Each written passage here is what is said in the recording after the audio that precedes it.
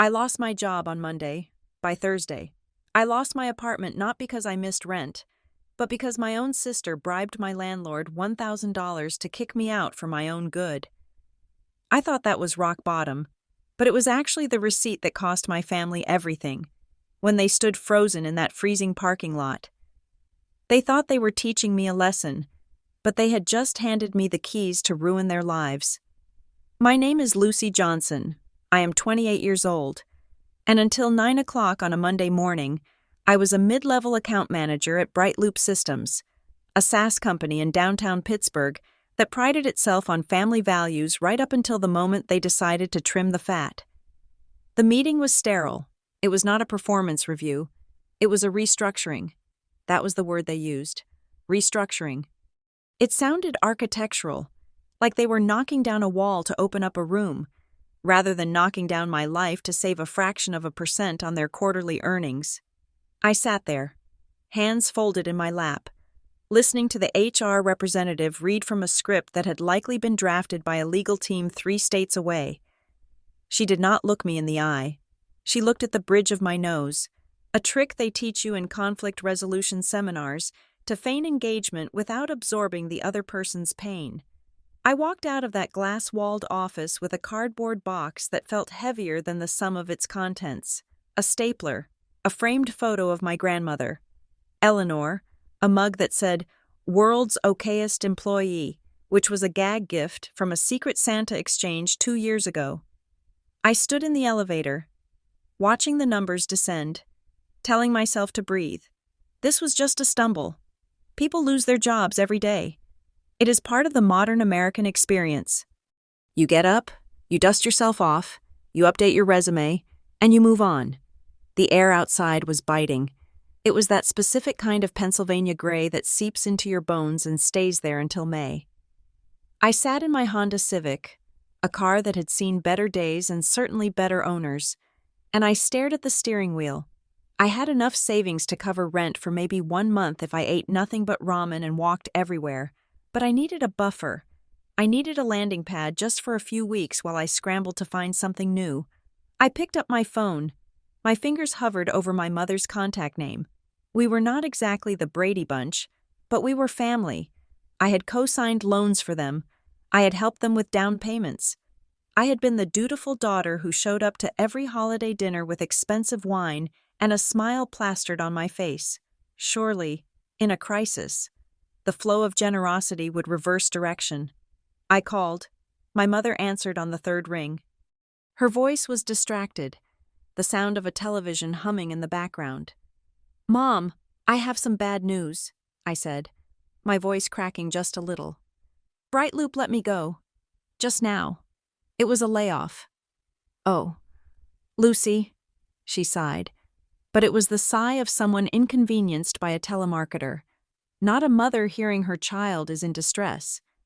"That is unfortunate." "I was wondering," I started, hating how small I sounded.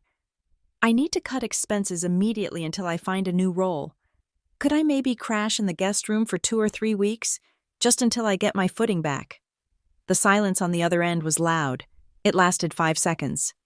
"Lucy," she said, her tone sharpening, "your father and I were just talking about this recently. You are 28. You are nearly 30. If you come back here, you will never leave. We love you too much to enable you." "Enable me?" I asked, gripping the phone. "I just lost my job an hour ago. I have paid for your vacation flights for the last 3 years. I just need a place to sleep. It is time to take responsibility," she said, reciting it like a slogan. "We think it is best you figure this out on your own." She hung up. I stared at the phone. I felt a cold pit form in my stomach, distinct from the winter chill. Fine, I would figure it out. I had my apartment. I had my pride. I would drive for a rideshare app if I had to. I would scrub floors. I was not going to beg. 2 days passed. I spent them in a frantic haze of job applications and panic attacks that I tried to breathe through. I calculated my budget down to the cent. If I canceled my streaming services, ate rice, and did not drive anywhere unnecessary, I could make rent, just barely. Then came the knock on the door. It was Thursday afternoon. I opened the door to see my landlord, Mr. Russo. He was a man who usually avoided eye contact unless rent was late, but today he looked particularly shifty. He was shifting his weight from one foot to the other, wiping his hands on his grease-stained jeans. "Lucy," he said, nodding. "We need to talk. I am paying rent on the 1st. Mr. Russo," I said quickly. "I know I lost my job, but I have savings. You do not need to worry." He shook his head, looking at the hallway floor. "It is not about the rent. Lucy, I need the unit back." "What?" I stepped back. "I have a lease. It runs for another 6 months." "Yeah, about that," he said. He reached into his back pocket and pulled out an envelope. He did not hand it to me. He just held it. "Look, I am a businessman. I have got bills, too. Someone came to me. They offered me a deal to break the lease, a buyout, immediate vacancy." My brain could not compute this. Who wants this apartment that bad? The heating knocks and the water pressure is terrible. "It is not about the apartment, Mr. Russo said, and for the first time, he looked at me with something resembling pity, or maybe it was just shame. "It is personal. They said they wanted to help you. Said you needed a push." I froze. "Who, Mr. Russo?" "Your sister," he mumbled. "Tessa. She gave me $1,000 cash on top of the lease break fee. Said if I got you out by Friday, I could keep the extra." The world tilted on its axis. $1,000. Tessa had paid my landlord $1,000 to make me homeless. "You cannot do this," I whispered. "It is illegal. You have to give me 30 days' notice at least." "Check the clause on page 4. "Mr. Russo said, his voice hardening now that the guilt had been acknowledged and dismissed. "Owner's discretion for immediate family emergency or significant restructuring of property use. I am claiming renovations. Here is the notice. You have 48 hours. I want the keys by Saturday morning, or I call the sheriff." He shoved the paper into my hand and walked away, moving fast, like he wanted to get away from the smell of the burning bridge he had just lit. I stood in the doorway, clutching the paper. My hands were shaking. I went back inside and locked the door. Leaning my back against it, I dialed Tessa. She picked up on the first ring. "Hey, sis," she said. Her voice was bright, chipper, terrifyingly normal. "You paid him," I said. It was not a question. "I heard about the job," Tessa said, bypassing my accusation completely. "Mom told me. We were all talking about it. You know, you have always had a safety net. Lucy, you have always been the baby. Even when you were helping us out, it was like you were trying to buy our approval, so you would never have to stand on your own 2 feet. "I am standing on my own feet," I screamed. "I am paying my own rent, or I was, until you bribed my landlord to kick me out. $1,000. "Tessa, you spent $1,000 to put me on the street."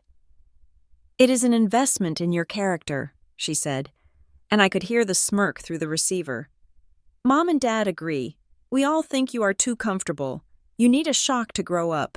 You need to hit rock bottom so you can bounce back stronger. We are doing this because we love you." "Love?" I laughed, a harsh, jagged sound.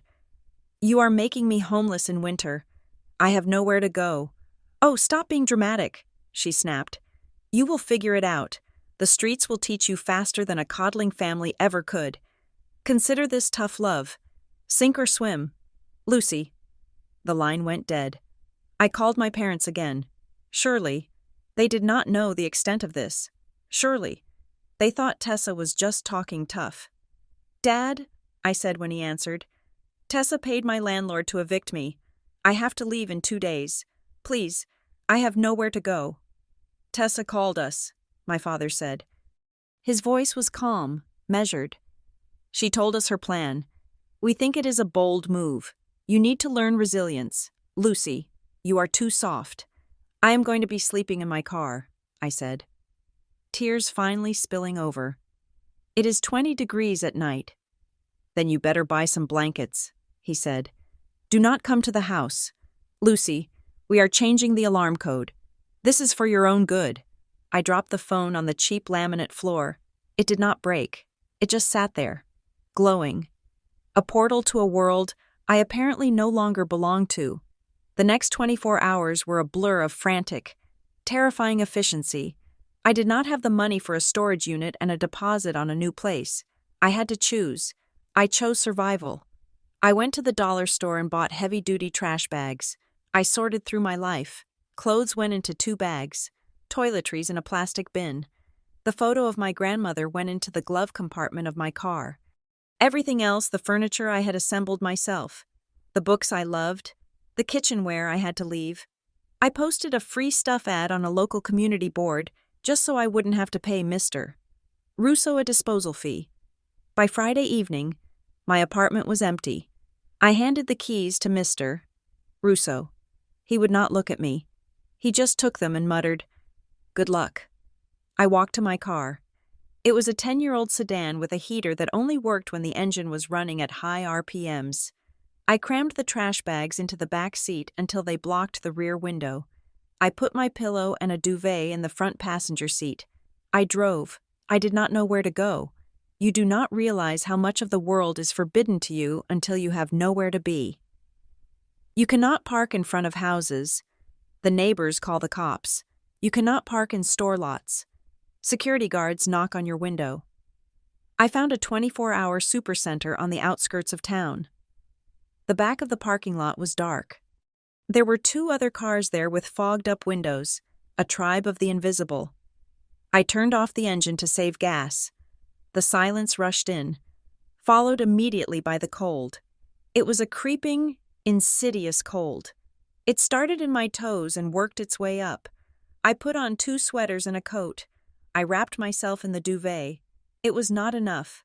I lay the seat back, trying to find a position that didn't hurt my neck. Every sound made me jump. A shopping cart rattling, a distant siren, the sound of my own jagged breathing. My phone buzzed. It was a notification from the family group chat. I looked at it. The screen blindingly bright in the dark car. Family vacation planning. The group name read, Tessa had posted a link to a resort in the Poconos. Thinking about this for next month, she wrote, "Looks beautiful." "Honey," Mom replied, "we deserve a break." I turned the phone off. I did not sleep. I drifted in and out of a frozen stupor. Around 3 a.m, I tried to drink some water. My hands were shaking so violently from the shivering that I could not grip the cap. I fumbled with it, gasping, until I finally got it open. Spilling half of it down my chin and onto my coat, the water was ice cold. It made me shiver harder. I thought about the $1,000. That money could have paid my rent for a month. It could have bought me time. Instead, it was used as a weapon purchased by my sister, approved by my parents, and fired by my landlord.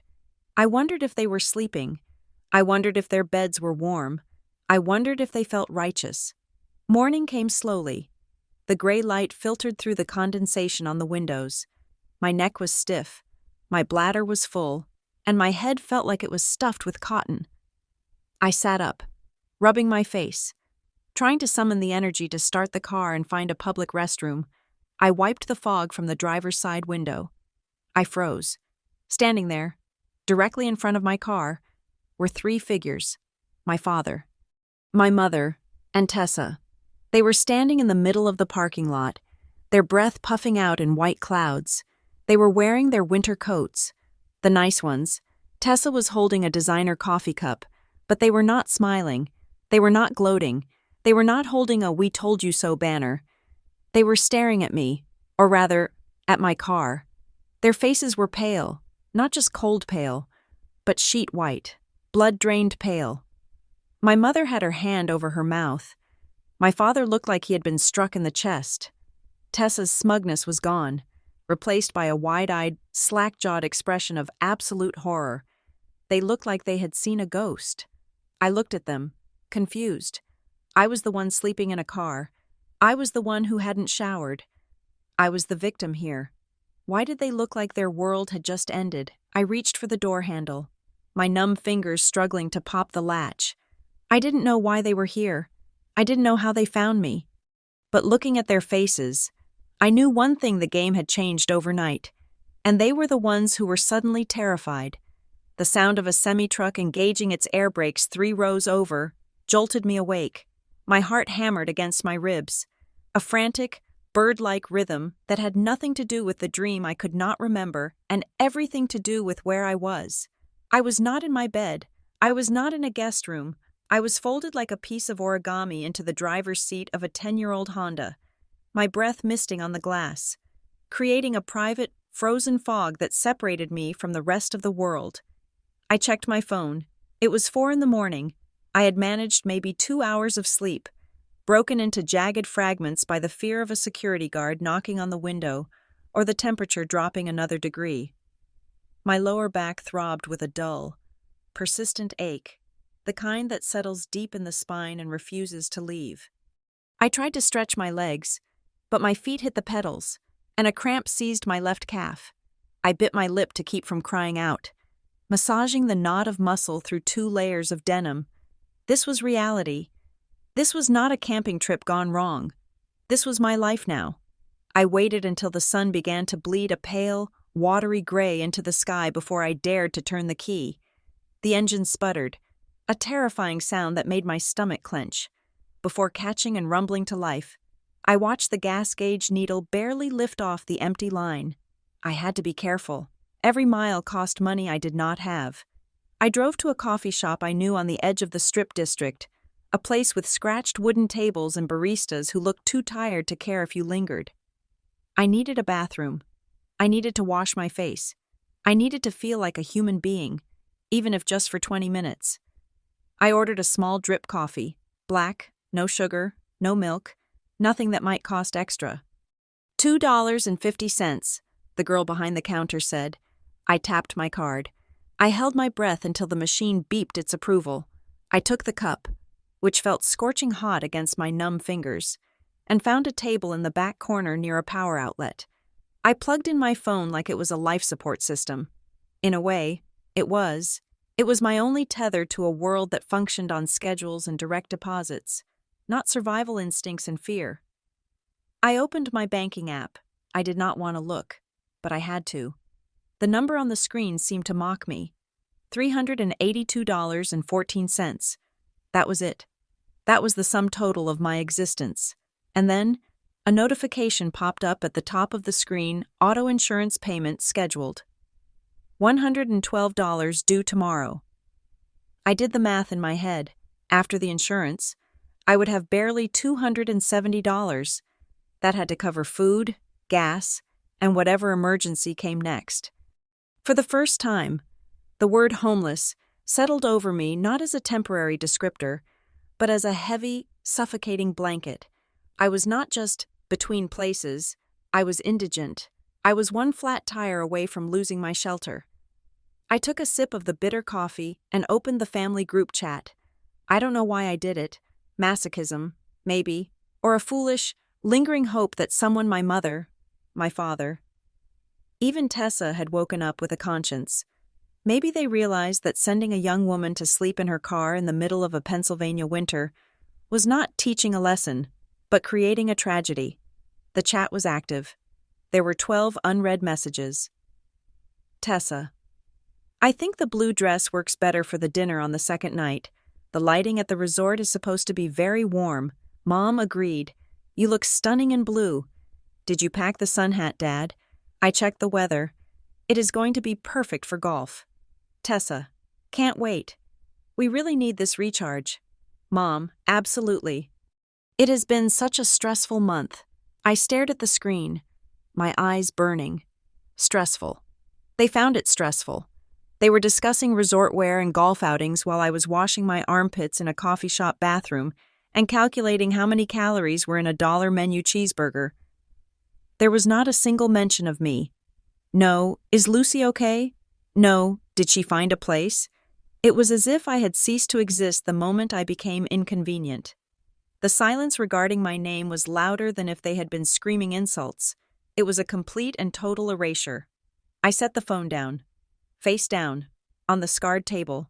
I needed to think. I needed to stop reacting and start analyzing. How had I let it get this far? I looked out the window at the gray street. For the last 5 years, I had been the peacekeeper, the fixer. When Dad's business had a cash flow problem 2 years ago, I covered the internet and utility bills for 3 months. I never asked for it back. When Tessa needed a co-signer for her townhouse because her debt-to-income ratio was too high, I signed. I didn't even read the fine print. I just trusted. I trusted that because we shared blood. We shared loyalty. I was the one who drove Grandma Eleanor to her chemotherapy appointments when everyone else was too busy with work or social commitments.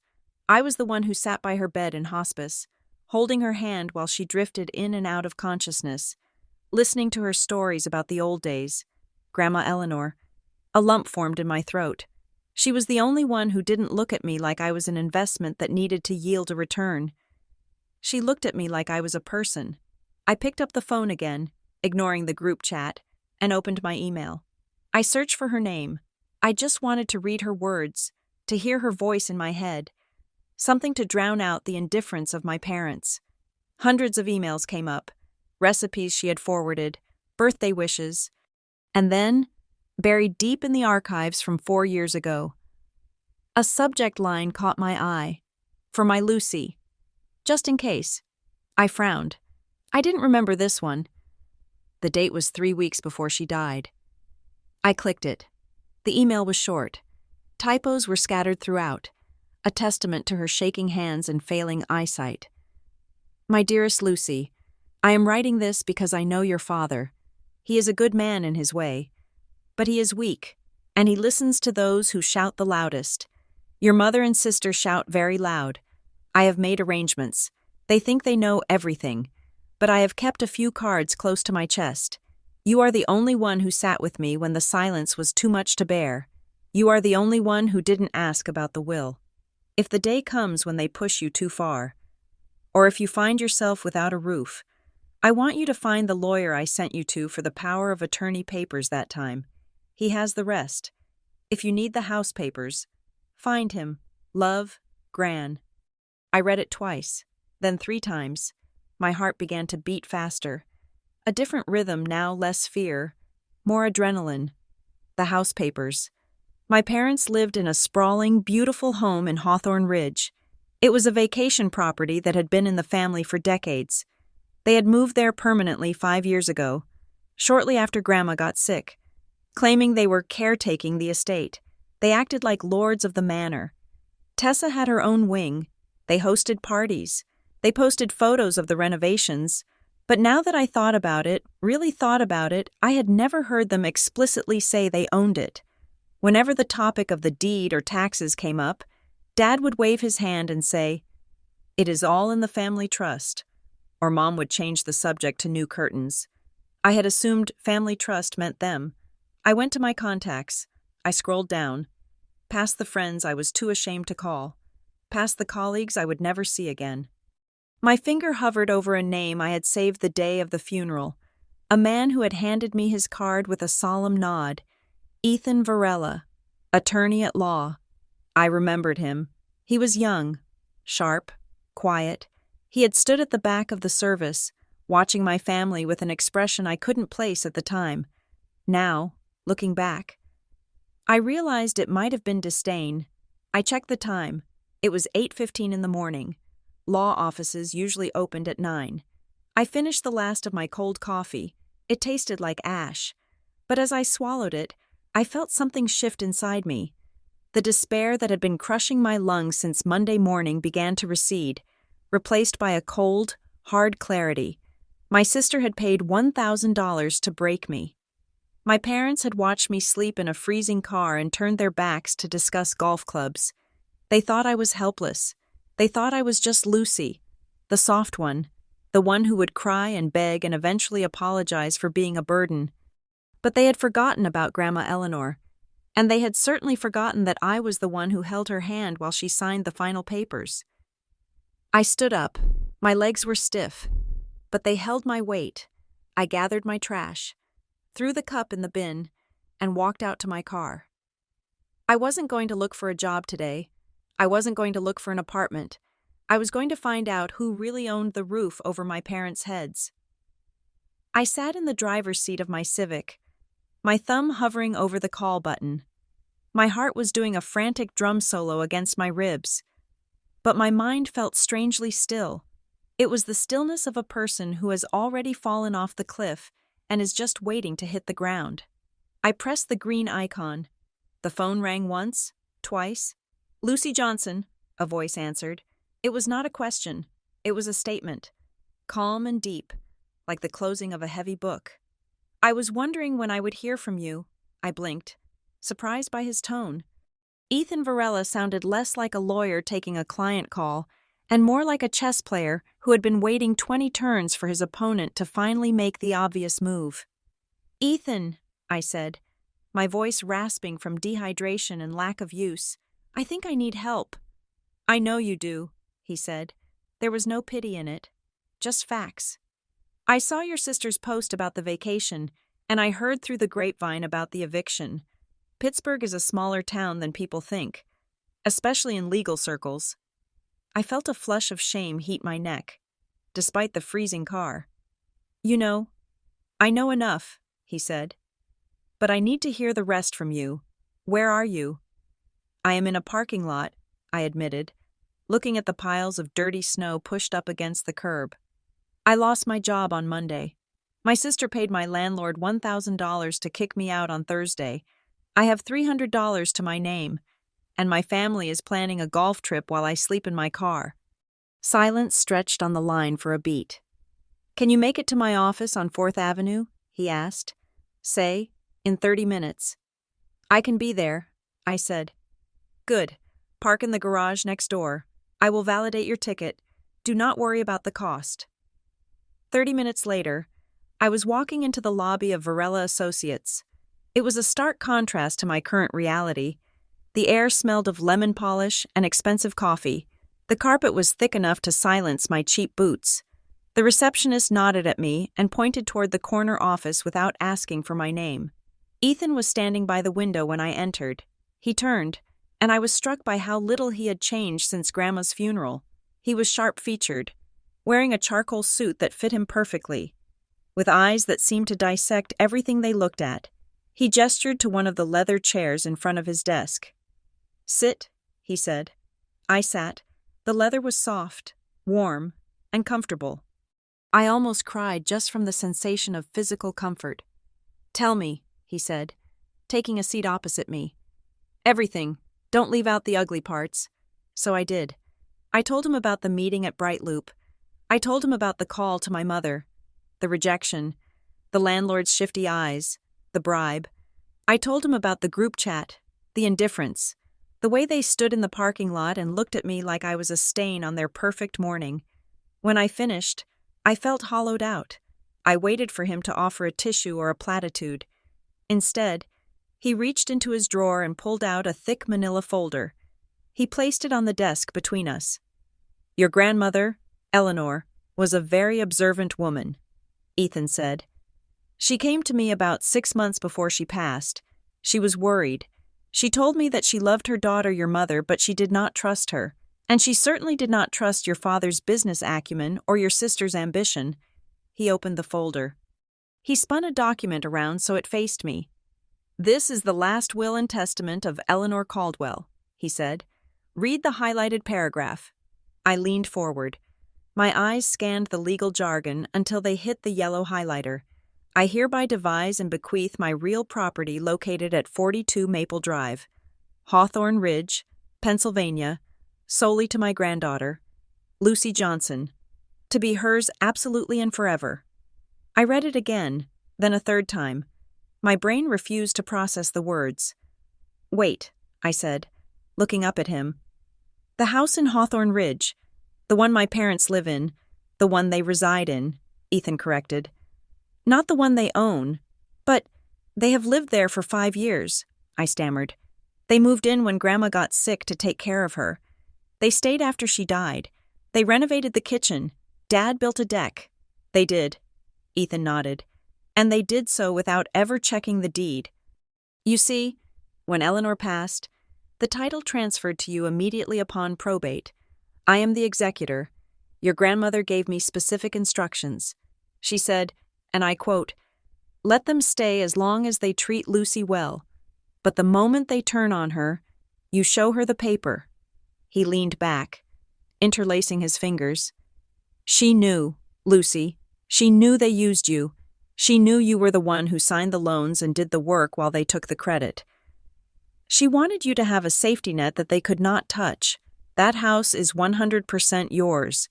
Your parents are, legally speaking, guests, or more accurately, tenants at will."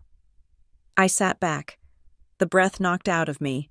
I owned the house, the sprawling 4-bedroom house with the view of the mountains, the house where my parents were currently packing their golf clubs. "They don't know," I asked. "They assume it is in a family trust managed by me, with them as the beneficiaries," Ethan said. "They never asked to see the documents. Arrogance often mimics confidence. Lucy, they assumed because they were her children. They were the owners. They were wrong." "So," I said, my voice trembling, "what does this mean? Can I make them let me move in?" Ethan's eyes narrowed slightly. "You can do more than that.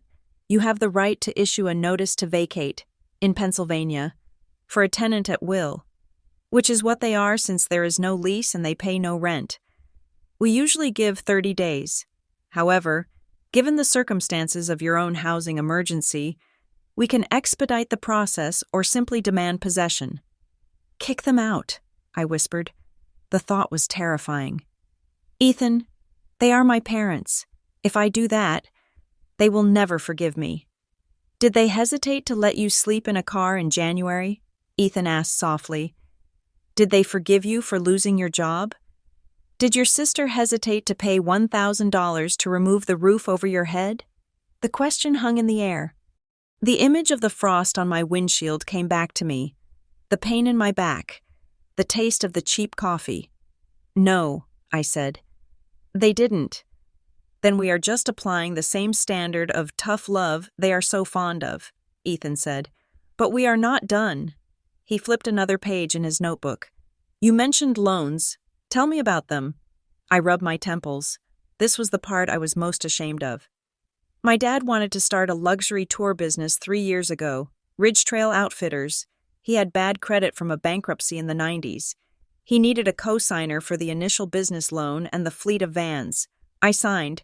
The loan is about $80,000 remaining." Ethan wrote something down. "And the sister?" "Tessa," I said. "She bought a townhouse in Shadyside 2 years ago. She wanted it as an investment property to rent out.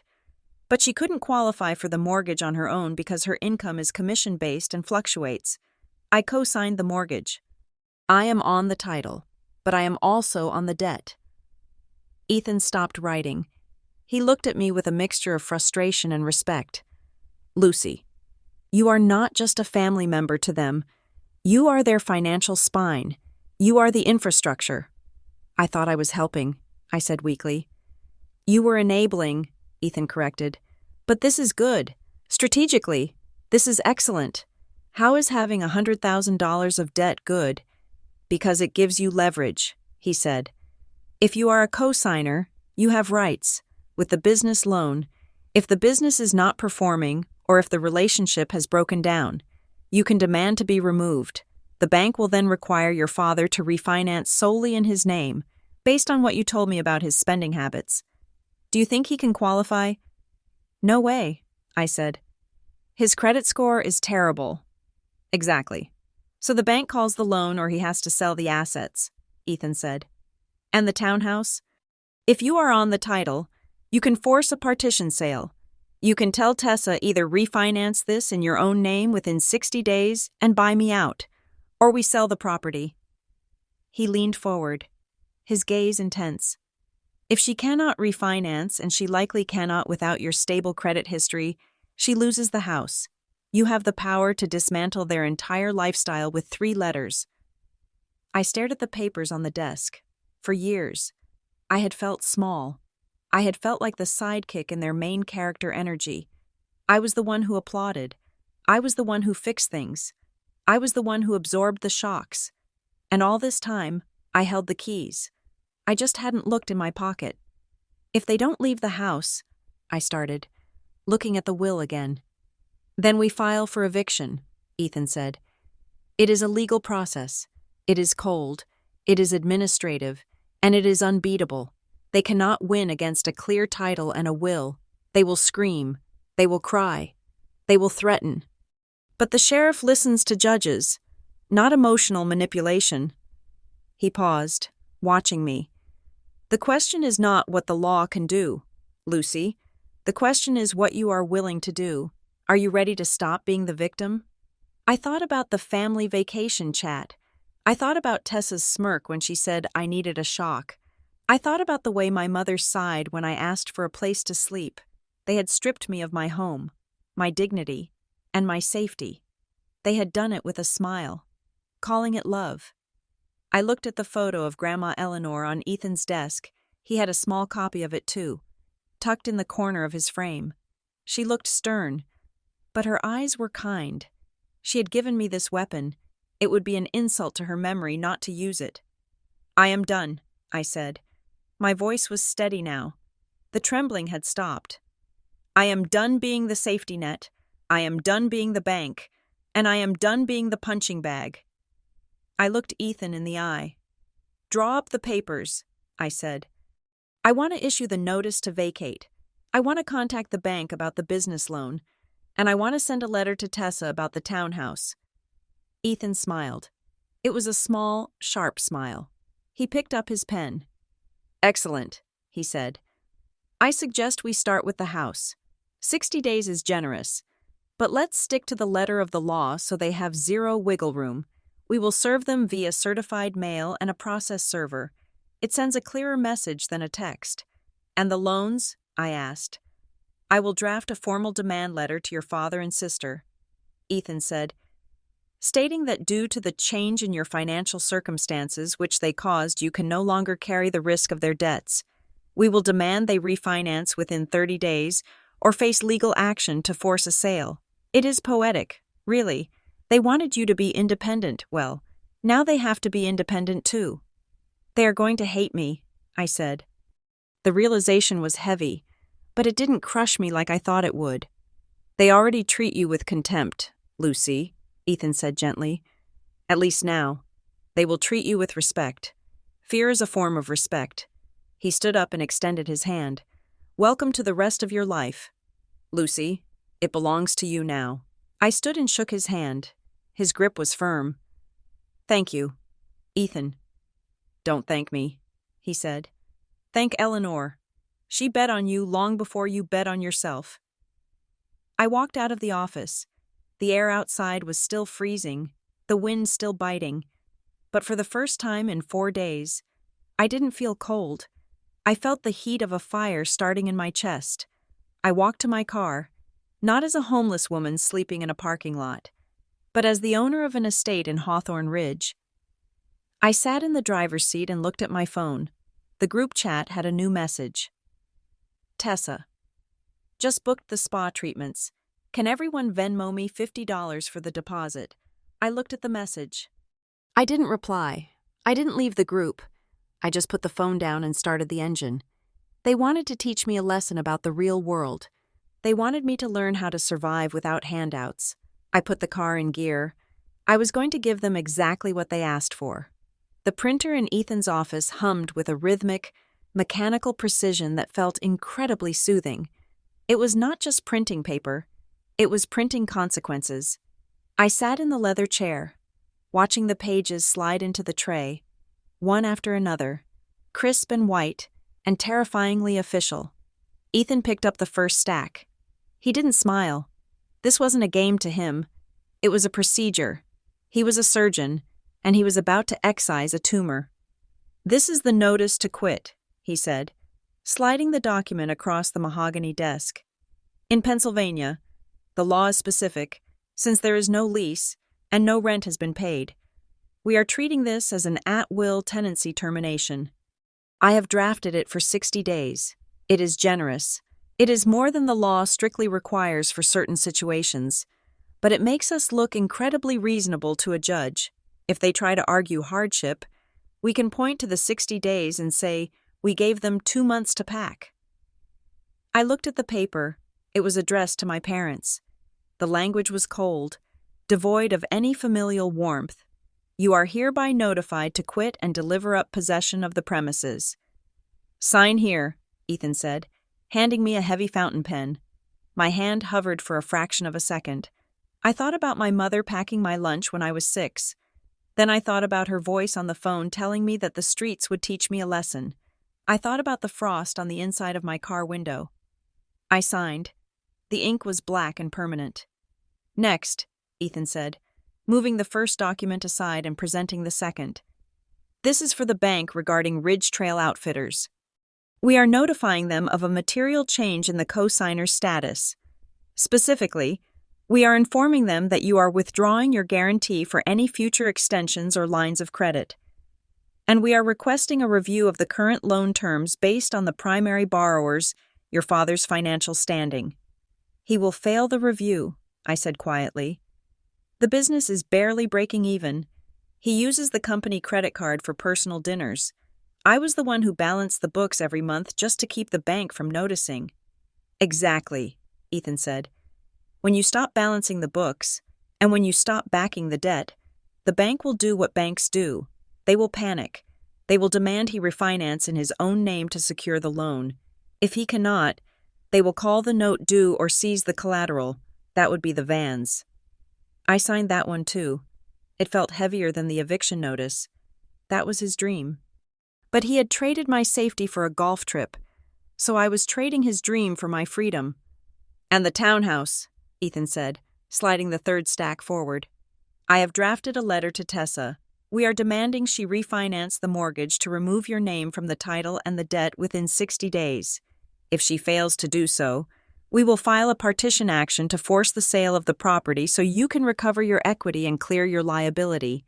She can't refinance, I said, feeling a strange, cold detachment. She missed 2 payments last year. I paid them to save my credit score. Her debt-to-income ratio is a disaster. Then she loses the house, Ethan said simply. You are no longer her insurance policy. Lucy, you are a separate financial entity. I signed. Finally, Ethan said, picking up a single sheet of paper. Mr. Russo, he didn't ask me to sign this one. He just let me read it. It was a masterpiece of legal aggression. It informed my former landlord that accepting a bribe, specifically the $1,000 from a third party, to constructively evict a tenant without due process, was a violation of multiple state housing codes and potentially constituted tortious interference.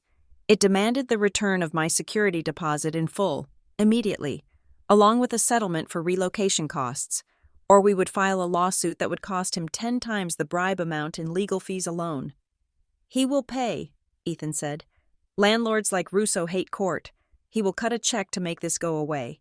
Send it, I said. We spent the next hour gathering evidence. I sat with a paralegal, exporting chat logs from WhatsApp. I took screenshots of the Venmo transaction Tessa had foolishly made public. The one labeled Project Clean Sweep with a broom emoji, sent to Mr. Russo's wife because Russo didn't have Venmo. I found the texts where Mom said, "It is for her own good," and Dad replied, "Sink or swim."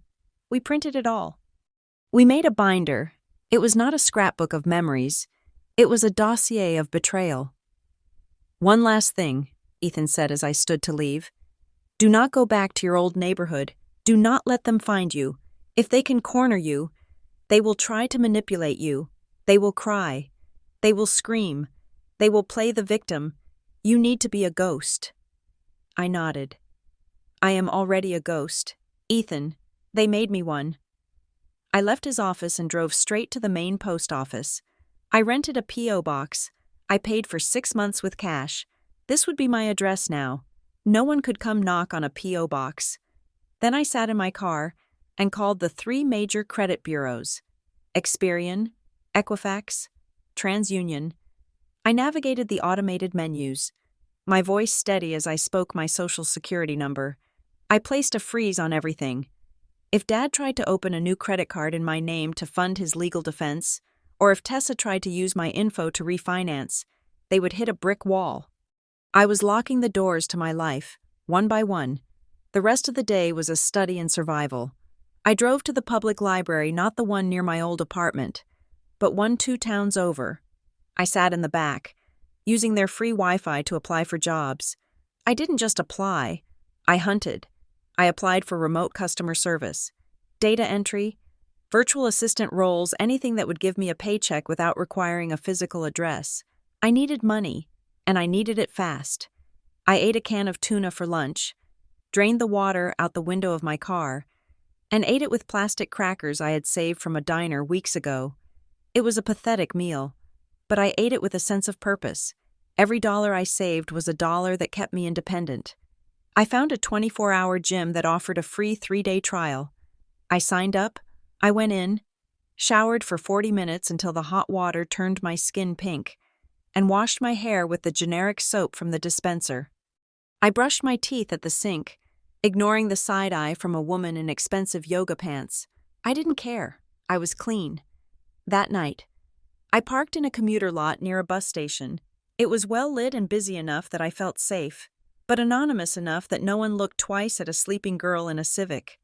I lay back in the seat, pulling the duvet up to my chin. My phone was in my hand. I opened the group chat. It had been silent since the spa deposit request at 9 in the morning. It was now 8 in the evening. Ethan had sent the notices via courier for the family members, ensuring same-day delivery to the Hawthorne Ridge address, and via certified mail for the official record. The courier would have arrived around 6. I stared at the screen. Usually, this time of night was when Mom would post photos of her dinner, or Dad would share a link to a news article he misunderstood. Tessa would be sending memes. Tonight, there was nothing. The silence was heavy. It was thick. It wasn't the silence of people who were busy. It was the silence of a room where a grenade had just been rolled across the floor, and everyone was staring at the pin lying on the carpet. I watched the screen, waiting for the typing bubble. I waited for the explosion. I waited for the inevitable, "Lucy, what is this text?" But it didn't come. 9 o'clock, 10 o'clock, still nothing. They weren't texting because they weren't confused. If they were confused, they would ask. They were texting, but they weren't texting me. They were calling each other. They were running around that big house, my house, holding the papers, shouting, blaming. Dad was probably trying to call the bank. Tessa was probably staring at her mortgage statement. They were realizing that the tough love had ricocheted. I imagined the scene. The fire in the fireplace that I paid to have cleaned, the wine in the fridge that I bought for Christmas, and the 3 of them, standing in the kitchen, holding the legal notices that told them the party was over, for the first time since Monday. I didn't feel the cold seeping through the car doors. I felt a strange, burning warmth in my chest. It wasn't happiness. I wasn't happy that my family was broken, but it was power. I wasn't the girl crying in the parking lot anymore. I wasn't the daughter they could discard like a broken toy. I was the landlord. I was the bank. I was the plaintiff. I turned off my phone. Let them scream into the void. I needed my sleep. I had a job interview to prepare for in the morning. And for the first time in my life, I wasn't going to let their drama keep me awake. I closed my eyes, and the silence of the group chat felt like a lullaby. The trap was set. The cage door had slammed shut. Now, I just had to wait for them to realize they were the ones inside it. The first crack in their silence did not come from my family. It came from a number I did not recognize, flashing across my phone screen at 10 o'clock in the morning while I was sitting in my car, using the free Wi-Fi from a pharmacy to update my resume. I debated ignoring it. My instinct was to turtle, to hide inside my shell of anonymity. But curiosity is a dangerous thing. I swiped right. "Hello? Lucy Johnson." The voice was male, loud, and vibrating with an anger that felt disproportionate for a Wednesday morning. "This is Caleb Rourke, your father's partner at Ridge Trail." I stiffened. Caleb was a man I had met exactly 3 times. He was loud. He smelled of expensive cologne and desperation, and he treated me like the help. "Hello, Caleb?" I said, keeping my voice level. "What in the hell are you playing at?" he barked. "I just got off the phone with the bank. They are freezing the line of credit. They said there is a change in guarantor status. Is that you? Did you pull your name? I did. I said, I removed myself as the co-signer effective immediately. You little brat, he spat. Do you have any idea what you just did? We have 3 vans out for repair. We have deposits for the summer season that we have already spent on marketing. If that credit line freezes, checks start bouncing by Friday. You are destroying a legitimate business. It is not my business, Caleb, I said. And if the entire structure of your company relies on the credit score of a 28-year-old former account manager who currently lives in her car, then perhaps you should review your business model. Don't get smart with me, he shouted. Your father is a wreck. He is hyperventilating in the office. You are taking food out of your own family's mouth. Funny you should say that, I replied, watching a woman walk into the pharmacy with a toddler holding her hand. Because my family took the roof from over my head, I am just returning the favor. If the business is solid, Caleb, surely you or my father can refinance the loan in your own names. You are the owners, after all. There was a silence on the other end. It was the heavy, suffocating silence of a man who knows his credit score starts with a 5. You are going to regret this, he snarled. We will sue you. Talk to my lawyer, Ethan Varela, I said. He is handling all communications regarding my financial liabilities. I hung up. My hands were shaking, not from fear, but from the adrenaline of finally saying no. I blocked the number. 2 hours later, the second crack appeared. It was a text from my mother. It was not an apology. It was not an inquiry into my safety. Meet me at Highland Park, the bench near the reservoir. We need to talk. Alone. Please, Lucy. For the sake of the family. I stared at the screen, a part of me. The part that was still the dutiful daughter who wanted approval, wanted to run to her. But the part of me that had slept in a freezing car for 4 nights held the leash tight. I drove to the park. I parked my car my home far away from where she might see the back seat full of trash bags. I walked to the reservoir. The wind was biting, whipping across the water with a cruelty that felt personal. She was sitting on the bench, wrapped in a cashmere coat that cost more than my first car. She looked small. She looked tired. She saw me and stood up, reaching out her arms as if to hug me. I stopped 5 feet away. I did not step into the embrace. Lucy, she said, dropping her arms. Her eyes were rimmed with red. Oh, honey, look at you. You look exhausted. I am homeless, Mother, I said. Sleep is hard to come by in a parking lot. It didn't have to be like this, she said, shaking her head as if I were a child who had refused to put on a jacket. We just wanted to give you a push, a little motivation. You were getting so stagnant. You evicted me, I said. You didn't give me a push. You paid a stranger $1,000 to throw me on the street. Do not use soft words for hard actions. She sighed. The same long, suffering sigh she used when the housekeeper missed a spot on the windows. It was a situation. We made a judgment call. Maybe it was too harsh. I will admit that. But Lucy, this reaction, this legal attack, it is disproportionate. Your father is beside himself. He hasn't slept in 2 days. The bank is calling him every hour. I haven't slept in 5 days, I said. And nobody called me. Not even to ask if I had frozen to death. We knew you were resourceful, she said, waving her hand dismissively. We knew you would figure it out. But this thing with the house, the notice to vacate Lucy, that is our home. You cannot kick your parents out of their home. It is my home, I corrected her. Grandma left it to me. You have been guests, and guests who try to sell the furniture don't get to stay. She stiffened. We weren't selling it. We were just exploring options for the market. I saw the power of attorney. Mom, I said. The fake one. Ethan saw it too. That is a felony. I am being nice by just evicting you. If I were mean, I would be calling the district attorney. Her face went pale. The mask of the concerned mother slipped, revealing the frightened woman underneath. You wouldn't, she whispered. We are your blood. Then stop bleeding me dry, I said. I am not changing my mind. The 60 days stands. The bank withdrawal stands. Figure it out. You are adults. Take responsibility. I turned to walk away. Lucy, she called out. Her voice was shrill now, carried by the wind. If you do this, you are no daughter of mine. I didn't look back. I think we both know I haven't been that for a long time. I was just an employee you forgot to pay. I returned to my car and drove. I didn't want to stop. I felt hunted. I needed supplies. I went to a discount supermarket on the other side of the city, hoping to avoid anyone I knew. I bought peanut butter, a loaf of bread, and a gallon of water. I was counting pennies at the checkout. My mind focused on the math when I heard the click of heels behind me. Fast, angry heels. You absolute psycho! I turned around in the parking lot. Just as I was unlocking my car door, Tessa was there. She was wearing her realtor blazer, looking sharp and professional, except for the fact that her face was contorted into a mask of pure rage.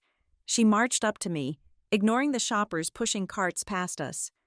I just got off the phone with my mortgage broker, she screamed. Do you know what you did? Do you know what my rate will be if I have to refinance a loan? 7% 7. I will lose the townhouse. I will be underwater. Then sell it, I said, putting my grocery bag in the passenger seat. That is what the letter said. Refinance or sell. You are ruining my life. She shrieked. Over what? A prank, a lesson. We were trying to help you grow up. By bribing my landlord, I asked, by making me homeless. Here, she reached into her purse and pulled out a thick envelope.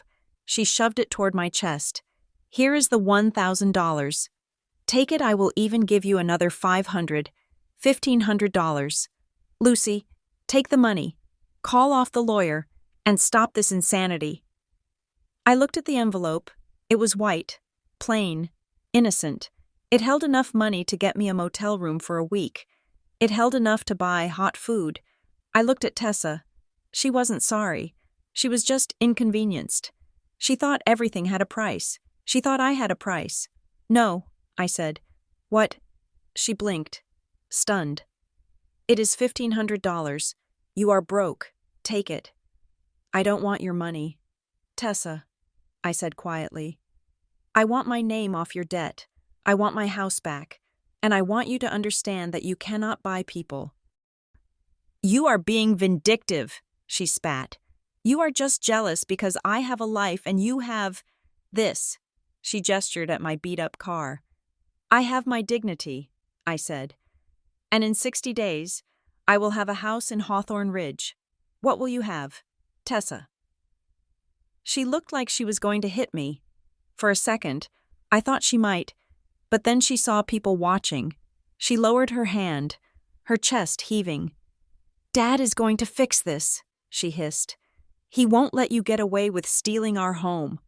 He can talk to Ethan, I said. I got into the car and locked the door. She stood there, banging on the window once with her fist, before storming off. I sat in the parking lot for 10 minutes, waiting for my heart rate to slow down. My hands were gripping the steering wheel so hard, my knuckles were white. Then my phone buzzed. It was a text from my father. He hadn't called. He hadn't come to the park. He hadn't screamed in a parking lot. He sent a text. I am not going to ask where you are. I am not going to ask how you are doing. I just want to know one thing. How big are you going to make this? Are you really going to drag our name through the mud over a misunderstanding? I stared at the words. A misunderstanding. That is what he called it. Not cruelty, not betrayal. A misunderstanding. I didn't reply. I didn't have the energy to explain to a grown man that eviction is not a typo. But the silence didn't last. By evening, the flying monkeys arrived. It started with a message from Sarah, a cousin I hadn't spoken to in 2 years. Hey Lucy, heard things are crazy. Tessa is posting some really sad stuff about you cutting off the family when your dad is sick. Is everything okay? You know they love you, right? Then a DM on Instagram from a mutual friend. Tessa says you are trying to sue your parents for the house they built. That is wild. Hope you guys work it out. Tessa was spinning the narrative. She was painting me as the ungrateful, greedy daughter who was taking advantage of a clerical error to steal the family estate while her father was stressed and ill. She was leaving out the eviction. She was leaving out the bribery. She was leaving out the forged power of attorney. I felt a surge of panic. They were winning the court of public opinion. If I didn't say something, everyone would think I was the monster. I opened the text box to reply to Sarah. I wanted to scream the truth. I wanted to send the screenshots. I wanted to burn it all down. But then I remembered Ethan's advice. You need to be a ghost. The law does not care about Facebook posts. The law cares about facts. If I engaged, I gave them fuel. If I defended myself, I looked guilty. I deleted the draft. I took a deep breath. I went to my settings. I turned on Do Not Disturb for everyone except Ethan and the few job recruiters I had spoken to. I was not going to negotiate my humanity with people who only saw me as a resource. I sat in the back of my car that night, eating my peanut butter sandwich. It was cold, but I had bought a better sleeping bag with the last of my cash. I was warm enough. They wanted me to break. They wanted me to take the $1,500 and go back to being the quiet, helpful Lucy who fixed their mistakes. They wanted me to apologize for being in pain so they could stop feeling guilty, but that Lucy was gone. She had frozen to death in a parking lot 3 nights ago. The woman who was left was something else entirely. She was colder, she was harder, and she was absolutely done negotiating. I looked at the unread messages from friends who only knew half the story. Let them talk. Let Tessa post her sad quotes. Let Mom cry on park benches. Let Dad text his vague threats. I had the will, I had the deed, and I had the truth. I lay down, pulling the sleeping bag tight. For the first time, I didn't pray for them to change. I didn't pray for them to love me. I prayed for the 60 days to go by fast. The silence that had descended over my family was not the silence of peace. It was the silence of a dam holding back too much water. The concrete groaning under the pressure just before the cracks begin to spiderweb across the surface. I sat in the library, my temporary office, watching the rain streak against the window, and I waited for the water to break through. It started with the banks. Banks are not emotional institutions. They do not care about family vacations or tough love lessons. They care about risk. And for the last 5 years, I had been the mitigate to their risk. I was the pillar that held up the roof of my father's business and my sister's investment portfolio. When I pulled that pillar away, gravity took over with terrifying speed. Ethan forwarded me the correspondence on a Tuesday afternoon. The bank holding the note for Ridge Trail Outfitters had completed their review. Without my credit history anchoring the loan, and upon seeing the erratic cash flow of the business accounts my father treated like his personal piggy bank, they had flagged the loan as high risk. They didn't just freeze the credit line. They demanded an immediate capital injection to secure the existing debt. They wanted $20,000 in cash collateral, or they would seize the vans. My father, naturally, did not have $20,000. He had a deposit on a golf trip and a closet full of branded polo shirts. The fallout was immediate. Caleb Rourke, the business partner who had screamed at me just days before, was now screaming at the world. I heard about it through a former colleague who followed the Ridge Trail business page. Caleb had posted a frantic update stating that the Spring Mountain Tour series was being postponed due to logistical restructuring. The comment section was a bloodbath. Customers were demanding refunds. Deposits had already been spent. The reputation of the company, built on the illusion of luxury and reliability, was dissolving in real time. Caleb was fielding calls from angry tourists who wanted their money back. Money that was likely sitting in my parents' driveway in the form of a new leased SUV. Then came Tessa. My sister had always believed that she was the smart one. She thought finance was a game of confidence, not mathematics. She was wrong. Her mortgage lender sent a formal notice regarding the townhouse. With my name removed from the liability, the bank required her to requalify for the loan on her own merits. Ethan told me the details with a dry lack of sympathy. Her debt-to-income ratio, without my salary factored in, was nearly 60%. No bank in America would underwrite that risk. They gave her two options: bring in a new co-signer with pristine credit within 30 days, or face an interest rate adjustment that would nearly double her monthly payment, pushing her into immediate default. She didn't text me this time. She didn't call. Instead, she took to the public square. I opened Instagram to see a story she had posted an hour ago. It was a black background with white text, a quote attributed to no one but clearly aimed at one person. The saddest thing about betrayal is that it never comes from your enemies. It comes from family. Some people are so toxic they will burn down their own home just to see the ashes. She added a broken heart emoji and a hashtag surviving. I stared at the screen. The audacity was breathtaking. She was the one who had paid $1,000 to put me on the street, yet she was casting herself as the survivor. My phone buzzed. It was a message from Julie, a girl I had known since high school. "Hey, Lucy. I saw Tessa's story. People are talking. She is saying you are trying to bankrupt your dad while he is sick. I know it is none of my business, but maybe you should call them family is family. You know, is it really worth all this drama?" I felt a flash of heat in my chest. Sick dad wasn't sick. He had high blood pressure from eating too much steak and refusing to exercise. But Tessa knew how to play the victim card. She was weaponizing people's empathy against me. I typed out a reply. "Tessa bribed my landlord to evict me.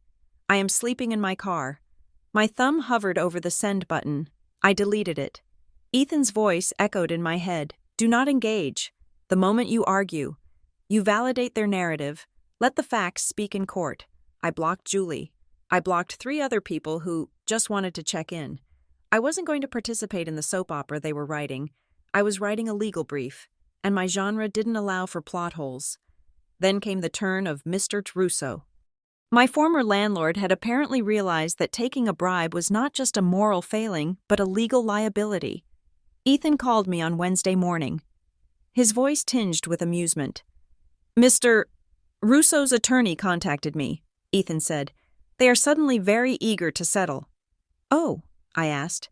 Looking at the ceiling of the library, "Did he find a conscience?" "No, he found a calculator," Ethan said.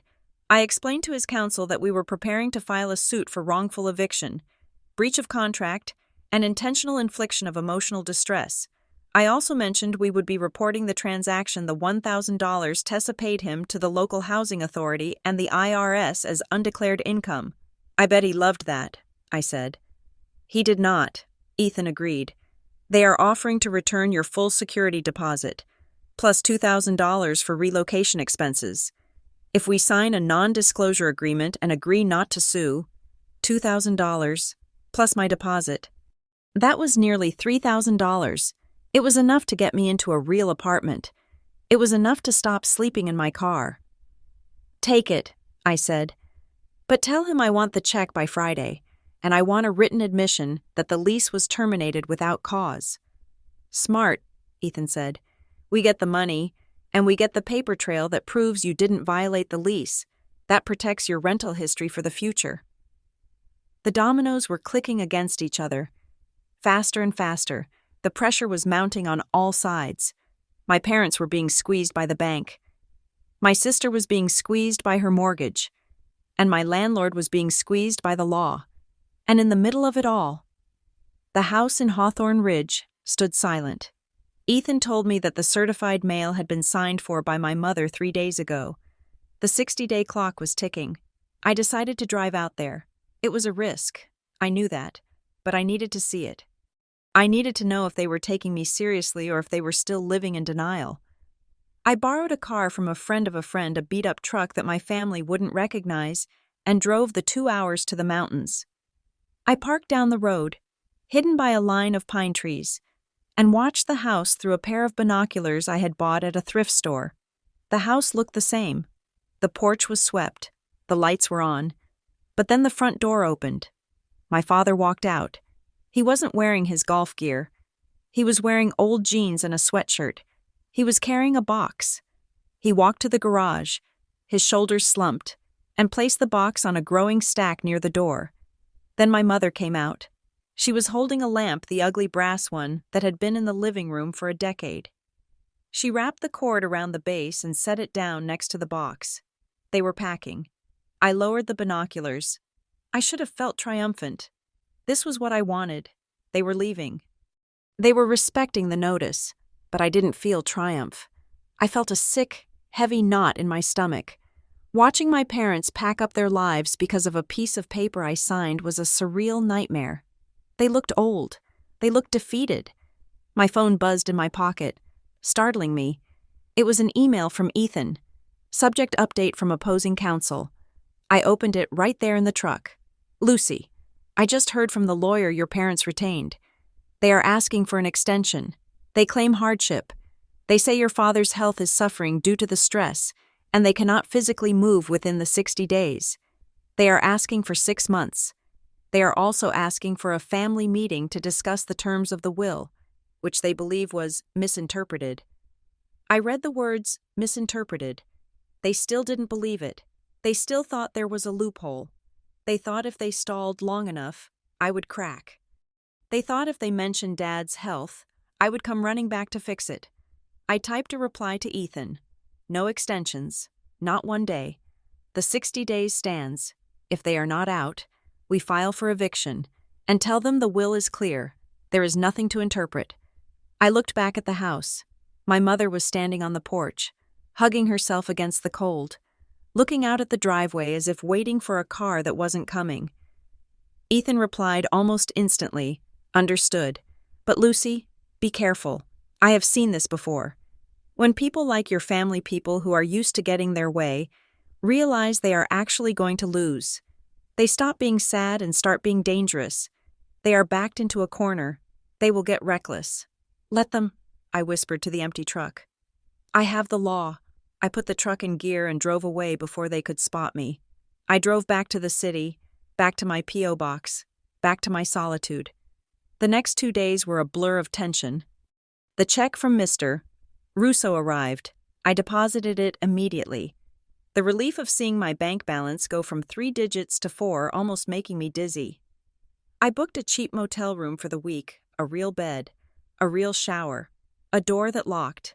I was sitting on the edge of the motel bed, drying my hair, feeling human for the first time in a week.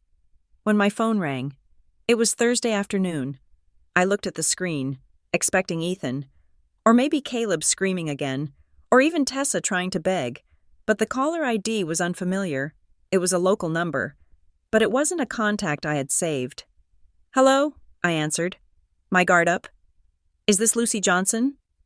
A woman's voice, professional, brisk, efficient. Yes, this is she. Hi, Ms. Johnson. This is Karen from the Laurel Highlands Title and Settlement Office. I am calling to verify some information regarding the closing documents for the property at 42 Maple Drive. I froze. The towel dropped from my hand. I am sorry, I said, my voice sounding very far away. What closing documents? For the sale of the house, Karen said, the sound of typing in the background.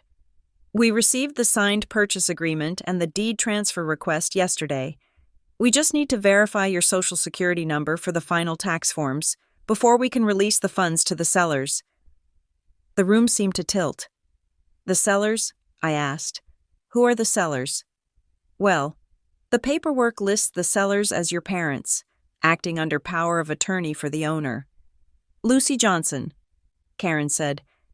We have the power of attorney document right here. It looks like everything is in order.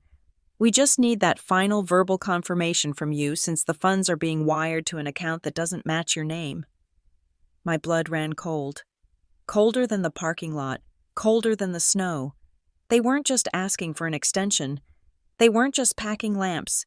They were selling the house. They had forged my signature. Again, they were trying to liquidate the asset before the 60 days were up. They were trying to take the money and run. Ethan's warning screamed in my ears. They will get reckless. Karen, I said, my voice shaking with a rage so pure it felt like ice. Do not transfer any funds. Do not process that deed. That power of attorney is a forgery. Excuse me. Karen stopped typing. I said stop everything, I commanded, gripping the phone until my knuckles hurt. My parents do not have power of attorney. I did not agree to sell that house. If you proceed with this sale, you will be party to a felony fraud." There was a stunned silence on the other end of the line. I see," Karen stammered. "I will need to speak to my supervisor immediately." "You do that," I said. "And tell him my lawyer is Ethan Varela, and he will be calling you in 5 minutes." I hung up. I stared at the wall of the cheap motel room. They had tried to steal my home. Not just live in it, steal it. They were going to sell my grandmother's legacy out from under me, take the cash, and leave me with nothing but a legal mess. The sadness I had felt watching them pack vanished. The guilt evaporated. I dialed Ethan. "They just crossed the line," I said when he answered. "They tried to sell the house." "They what?" Ethan's calm demeanor shattered. "I just got a call from the title company. They have a fake power of attorney. They were trying to wire the money to themselves." I heard Ethan inhale sharply. "Lucy, listen to me. This is no longer a civil dispute. This is criminal. If we pursue this, they could go to prison." I thought about the $1,000. I thought about the text saying sink or swim. I thought about the fake signature on a document that would have erased my future. "I am coming to your office," I said. "Get the papers ready." "Which papers?" Ethan asked. "All of them," I said. "I am done playing defense." The email from the title company arrived with a harmless little ping that belied the nuclear warhead attached to it. I sat on the edge of the motel bed, my laptop balancing precariously on my knees, staring at the subject line, "Closing documents for review, 42 Maple Drive." My hands were trembling so violently that I had to set the computer down on the mattress to keep the screen steady. I clicked the attachment. It was a PDF, 20 pages long, a standard purchase agreement for a property sale. I scrolled past the legalese, past the descriptions of lot lines and easements, until I reached the signature page. There it was, Lucy Johnson. It was written in blue ink. It had the loops and slants of my handwriting, or at least, a very practiced imitation of it. But there was a tell, a small, terrifying detail that only I would notice. The J in Johnson looped backward at the bottom. I hadn't signed my name like that since I was 19 years old. I had changed my signature in college to be sharper, more professional. Whoever signed this was working off a memory of who I used to be. Below the signature was a stamp, "Power of attorney granted to Tessa Johnson and Robert Johnson." I felt a wave of nausea roll through me, hot and acidic. I scrambled off the bed and rushed to the bathroom, splashing cold water on my face, gasping for air. This wasn't just a dispute anymore. This wasn't just a family being mean or entitled. They were stealing from me. They were actively, criminally stealing a house worth $500,000. I grabbed my phone and keys. I didn't even pack my bag. I just ran. 30 minutes later, I was back in Ethan's office. I didn't wait for the receptionist to announce me. I walked straight back, threw the laptop open on his desk, and pointed at the screen. "Look at it," I choked out. "Just look at it." Ethan put on his reading glasses. He leaned in, his eyes scanning the document. He was silent for a long time. The only sound in the room was the ticking of the clock on the wall and the ragged sound of my own breathing. "The notary stamp," Ethan said finally, his voice dangerously low. "It is from a notary in Uniontown. That is 20 miles from Hawthorne Ridge. Do you know this person?" "No," I said. "I have never been to Uniontown in my life." "Then either they bribed a notary, or they forged the stamp too," Ethan said. He sat back, taking off his glasses and rubbing the bridge of his nose. "Lucy, do you understand what this changes? This is no longer a civil eviction case. This is fraud. This is forgery. This is grand larceny attempted." "They tried to sell my house," I whispered, the reality finally settling into my bones like lead. "They weren't just going to live there until I kicked them out. They were going to liquidate it." "It explains the timeline," Ethan said, standing up and pacing the room. "The bribe to your landlord? The rush to get you out? They needed you destitute and distracted. They needed you scrambling for shelter so you wouldn't be checking property records. if you were homeless. You wouldn't notice a for sale sign 2 hours away. By the time you found out, the house would be sold. The money would be in their accounts, and the new owners would have a deed. I felt cold. It was a calculated, strategic demolition of my life. What do we do? I asked. Do I call the police? We could, Ethan said, but the police might treat it as a civil family dispute until we have absolute proof that the funds were misappropriated. If we stop the sale now, they might claim it was a mistake, or that they thought they had verbal permission. They will gaslight the investigation. He turned to me, his eyes sharp. We need to let the trap snap shut a little tighter. We need them to confirm the wire instructions. We need proof that the money was going solely to them. How? You call the title officer back, Ethan said. You tell her you are confused, but you don't scream fraud yet.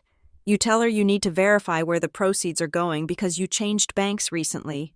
Get her to send you the wire instructions they submitted. I nodded. I picked up my phone. My fingers felt like ice. I dialed Karen's number. Hi, Karen, I said when she answered. I forced my voice to be steady, suppressing the urge to scream. It is Lucy Johnson again. I am looking at these documents. Oh, good, Karen said, sounding relieved. We were worried when you hung up. Is everything okay? I am just looking at the payout section. I lied. My parents handled the paperwork, and I just want to make sure the account number for the wire transfer is correct. Can you read it back to me? Or email me the form they filled out? Sure, 1 second, Karen said. I heard clicking. Here it is. It is a joint checking account at PNC Bank, ending in 4492, listed to Robert Johnson and Tessa Johnson. 4492. I knew that account. It was the family vacation fund. The account I had deposited money into for years to help pay for their trips. My name was not on it. And just to confirm, I said, my voice tightening, my name is not on the receiving account. No, ma'am, Karen said. Just the two of them. But the power of attorney states they have full authority to collect funds on your behalf. Right, I said. On my behalf. Karen, listen to me very carefully. Do not wire that money. I am putting a formal hold on this transaction. I will be sending over an affidavit of forgery within the hour. If that money moves, I will sue your company for negligence. Forgery? Karen gasped. Do not move the money, I repeated, and hung up. I looked at Ethan. It was going to their joint account. I wasn't going to see a dime. There is your intent, Ethan said grimly. They weren't selling it for you. They were selling it from under you. He sat down and began typing furiously. I am drafting a formal cease and desist to the title company and the real estate agent listed. We are going to lock this property down so tight that no one can sell so much as a shingle without your fingerprint. I walked to the window. I looked out at the Pittsburgh skyline. I felt a strange sense of detachment. The family I thought I had, the flawed, selfish, but ultimately loving family, was dead. They had died the moment they forged my signature. What was left were strangers who shared my DNA and wanted my money. My phone buzzed. I looked down. It was a text from Tessa. Why are you being so difficult? Mom is crying. Why won't you just grow up and stop causing drama? We are trying to fix things. I stared at the words, grow up. She was in the middle of committing a felony, and she was telling me to grow up. She was trying to steal $500,000, and she called my resistance drama. I laughed. It was a dry, humorless sound that frightened me a little. They don't know, I said to Ethan. They don't know I know about the sale yet. They think I'm just being difficult about the eviction notice. They will know soon, Ethan said. Once the title company calls the real estate agent. The agent will call your parents. I can't wait for that, I said. I turned away from the window. I need to go there. Ethan stopped typing. Lucy, that is not a good idea. Let the paper do the work. No, I said. If they find out the sale is dead, and they know I am coming for them legally, they will destroy the house. You said it yourself, they will get reckless. They are already packing. Who knows what they are taking? Who knows what they will smash out of spite when the check doesn't clear? I grabbed my keys off his desk. I need to secure the property. It is my house. I have the deed. I have the will. I am going to Hawthorne Ridge. Lucy, take a witness, Ethan warned. Do not go alone. I am not going alone, I said. I am bringing the sheriff. I didn't wait for him to argue. I walked out of the office, my boots striking the floor with a rhythm that felt like war drums. The drive to Hawthorne Ridge usually took 2 hours. I made it in 90 minutes. My mind was racing the entire way. I thought about every interaction over the last 5 years. The way Dad would guilt-trip me into signing loans. The way Tessa would borrow clothes and never return them, then gaslight me into thinking I lost them. The way Mom would smile and say, "You are the strong one." Lucy while piling more weight onto my shoulders. It wasn't love. It was predation. I was the host, and they were the parasites. And now that the host had cut them off, they were trying to consume the organ itself. I pulled into the small town of Hawthorne Ridge just as the sun was beginning to set. The mountains were casting long, purple shadows over the valley. It was beautiful. It was peaceful. It was a lie. I drove straight to the local police station. It was a small brick building that doubled as the town hall. I walked in, clutching the binder Ethan had prepared for me weeks ago, plus the email from the title company on my phone. The officer at the desk was an older man. Sheriff Miller. I knew him. He had come to Grandma's funeral. Lucy Johnson, he asked, looking up over his reading glasses. Haven't seen you in years. Everything all right? No. Sheriff, I said. I need to report a trespassing and an attempted fraud, and I need an escort to my property at 42 Maple Drive. He frowned. Your parents' place. My place, I corrected him. My parents are the ones trespassing. I showed him the deed. I showed him the eviction notice. I showed him the forged power of attorney on my phone. This is a civil matter, usually. Lucy, he said, looking uncomfortable. Forgery is a felony. Sheriff, I said. And if they are removing fixtures or damaging the property while attempting an illegal sale, that is criminal mischief. I am the legal owner. I am asking for assistance to enter my own home. He looked at the papers again. He looked at my face. He saw the resolve there. All right, he sighed, grabbing his hat. I will follow you up there, but let's keep it civil. That depends on them, I said. I got back in my borrowed truck. The sheriff's cruiser pulled out behind me. We drove up the winding road that led to the estate. My heart was pounding, but my hands were steady. I turned the final corner and saw the house. It was lit up like a Christmas tree. There were 2 moving trucks in the driveway now. Not professional movers, just rental trucks. Men I didn't recognize were carrying furniture out the front door. My furniture, Grandma's antique sideboard, the dining room chairs. They weren't just packing personal items, they were stripping the house. I slammed on the brakes at the end of the driveway, blocking the exit. The sheriff pulled up behind me, his lights flashing blue and red against the twilight. I stepped out of the truck. The cold mountain air hit my face, sharp and clean. My father was standing on the porch, directing a man carrying a mirror. He froze when he saw the police lights. He looked at the cruiser. Then he looked at me. For a second, I saw confusion. Then I saw recognition. And finally, I saw fear. Tessa came out the front door, holding a box of silverware. She stopped dead. I walked up the driveway. I didn't run. I didn't shout. I walked with the slow, terrifying momentum of a glacier. Put it down, I said. My voice wasn't loud, but it cut through the crisp air like a knife. Lucy, Dad stammered. What? What is this? Why did you bring the police? I said put it down, I repeated. Sheriff Miller stepped up beside me, his hand resting on his belt.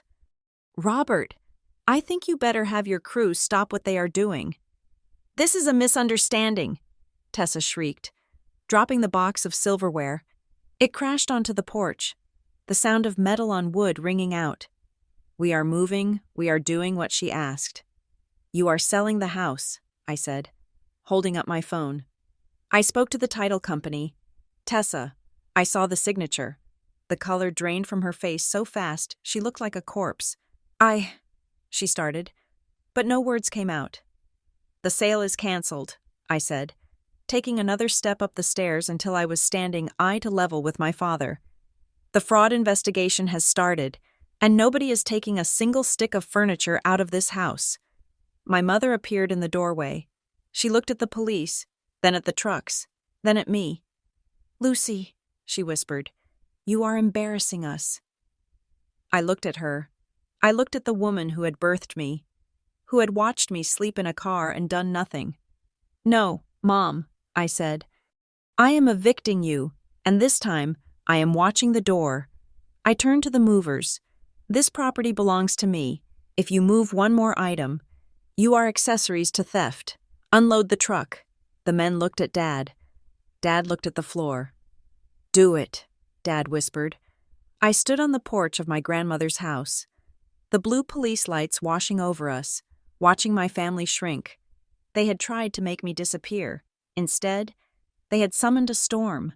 And I was standing right in the eye of it, finally in control. The flashing blue and red lights of the sheriff's cruiser cut through the twilight, illuminating the scene in harsh, strobing intervals.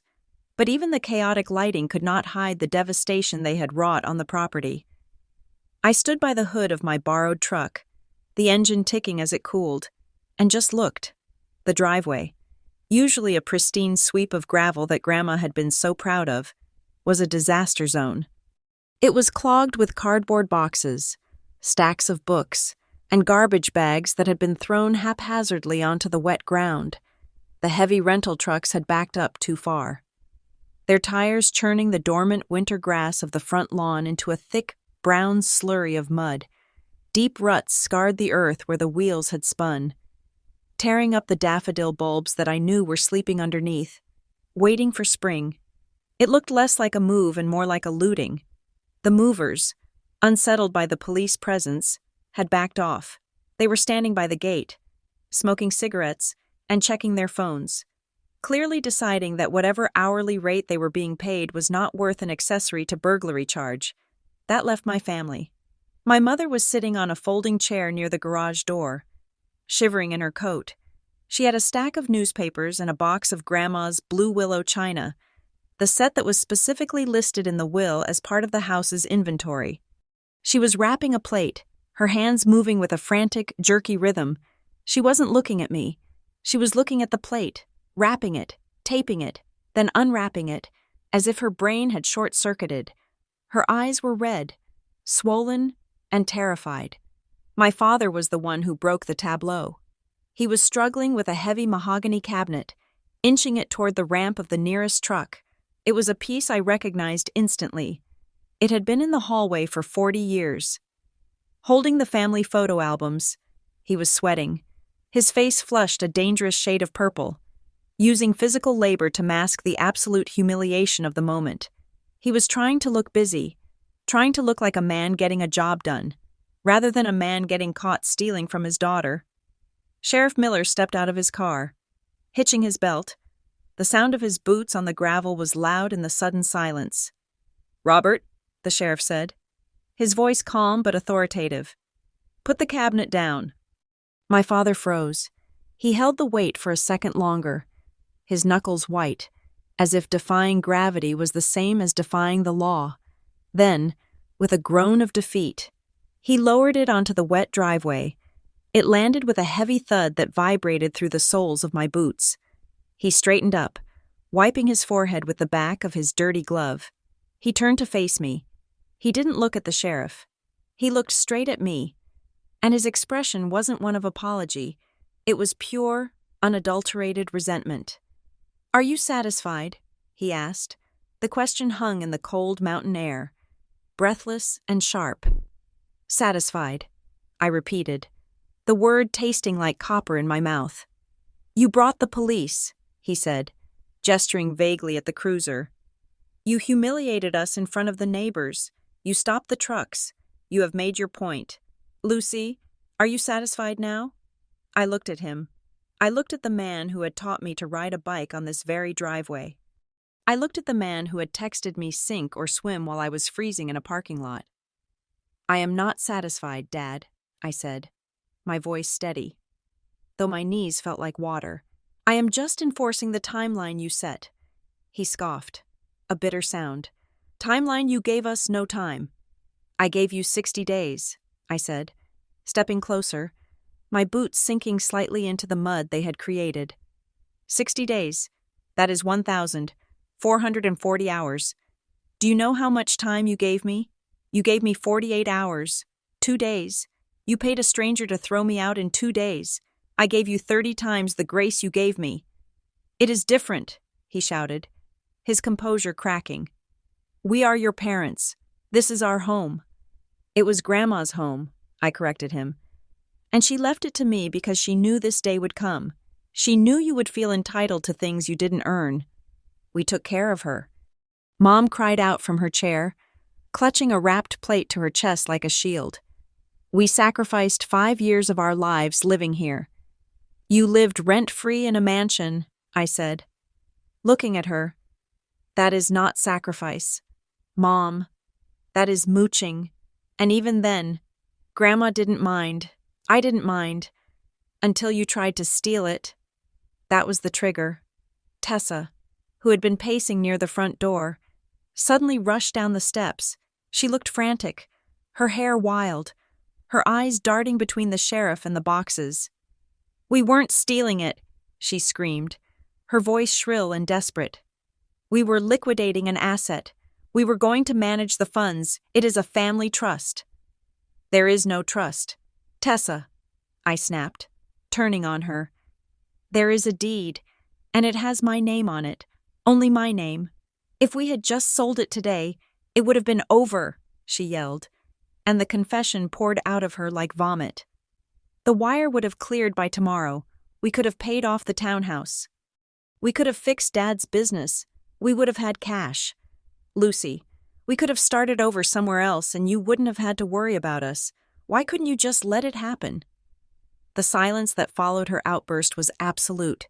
Even the movers stopped shuffling their feet. She had just admitted it, in front of a police officer.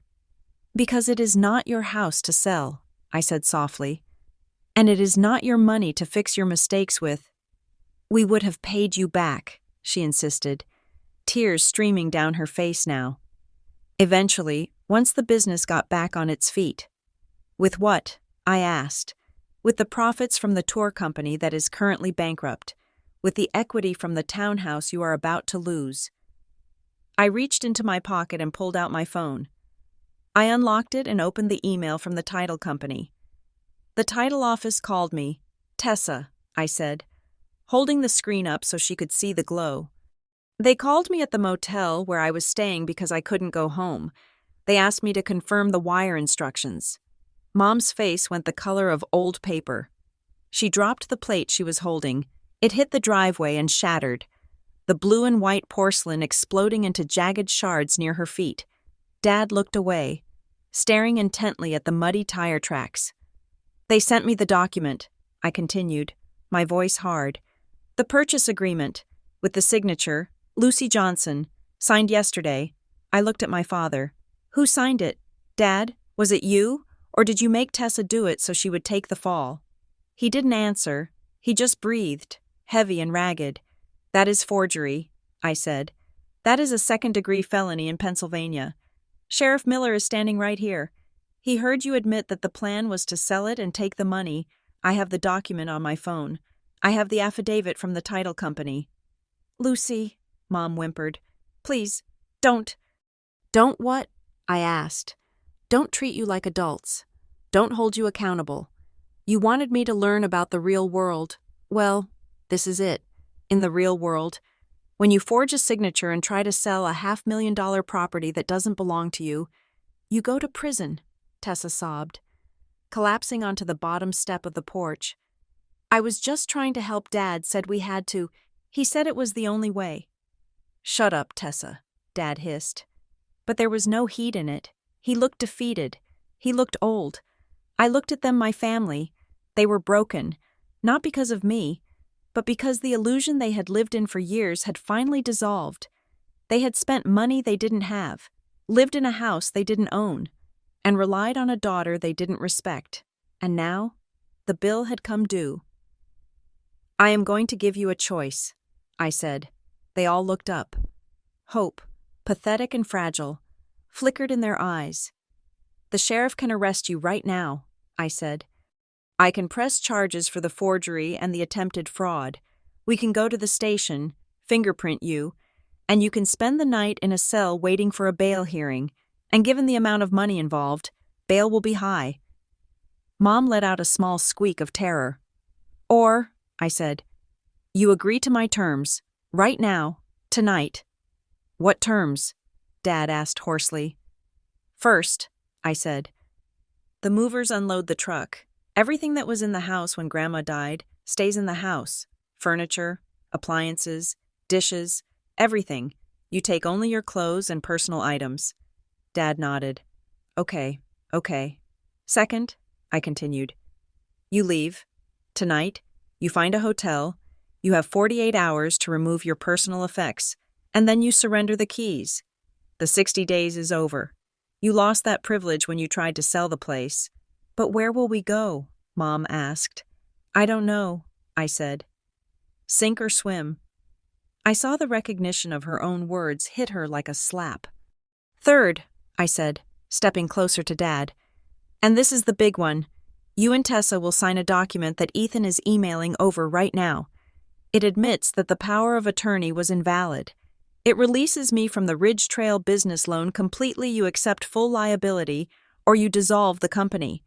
And Tessa, you sign a quitclaim on the townhouse, or agree to an immediate sale to pay off the mortgage, so my name is clear." "That will ruin us," Tessa whispered. "I will have a foreclosure on my record." "You already ruined yourselves," I said. "I am just refusing to be the collateral damage anymore. Sign the papers, and I won't press criminal charges for the forgery. I will let it go as a misunderstanding, but if you don't sign, Sheriff Miller takes you in." I looked at the sheriff.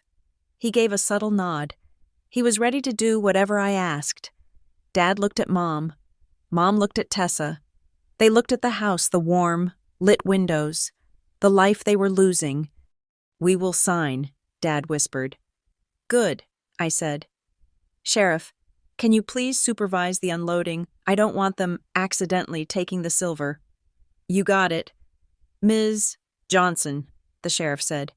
He walked over to the movers and started barking orders. I turned my back on them. I couldn't look at them anymore. The sight of their desperation was making me feel sick, not victorious.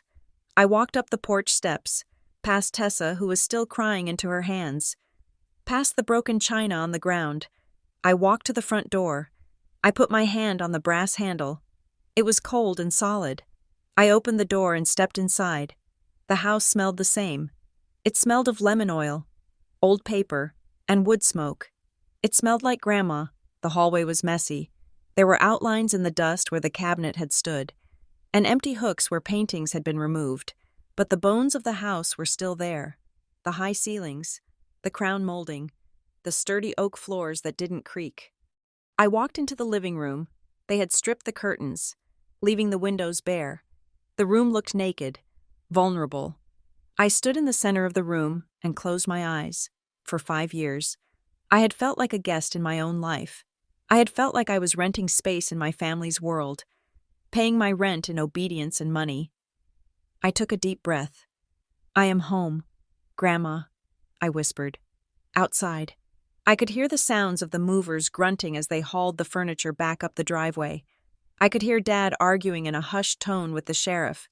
I could hear the chaos of their lives collapsing. But inside, it was quiet. It was mine.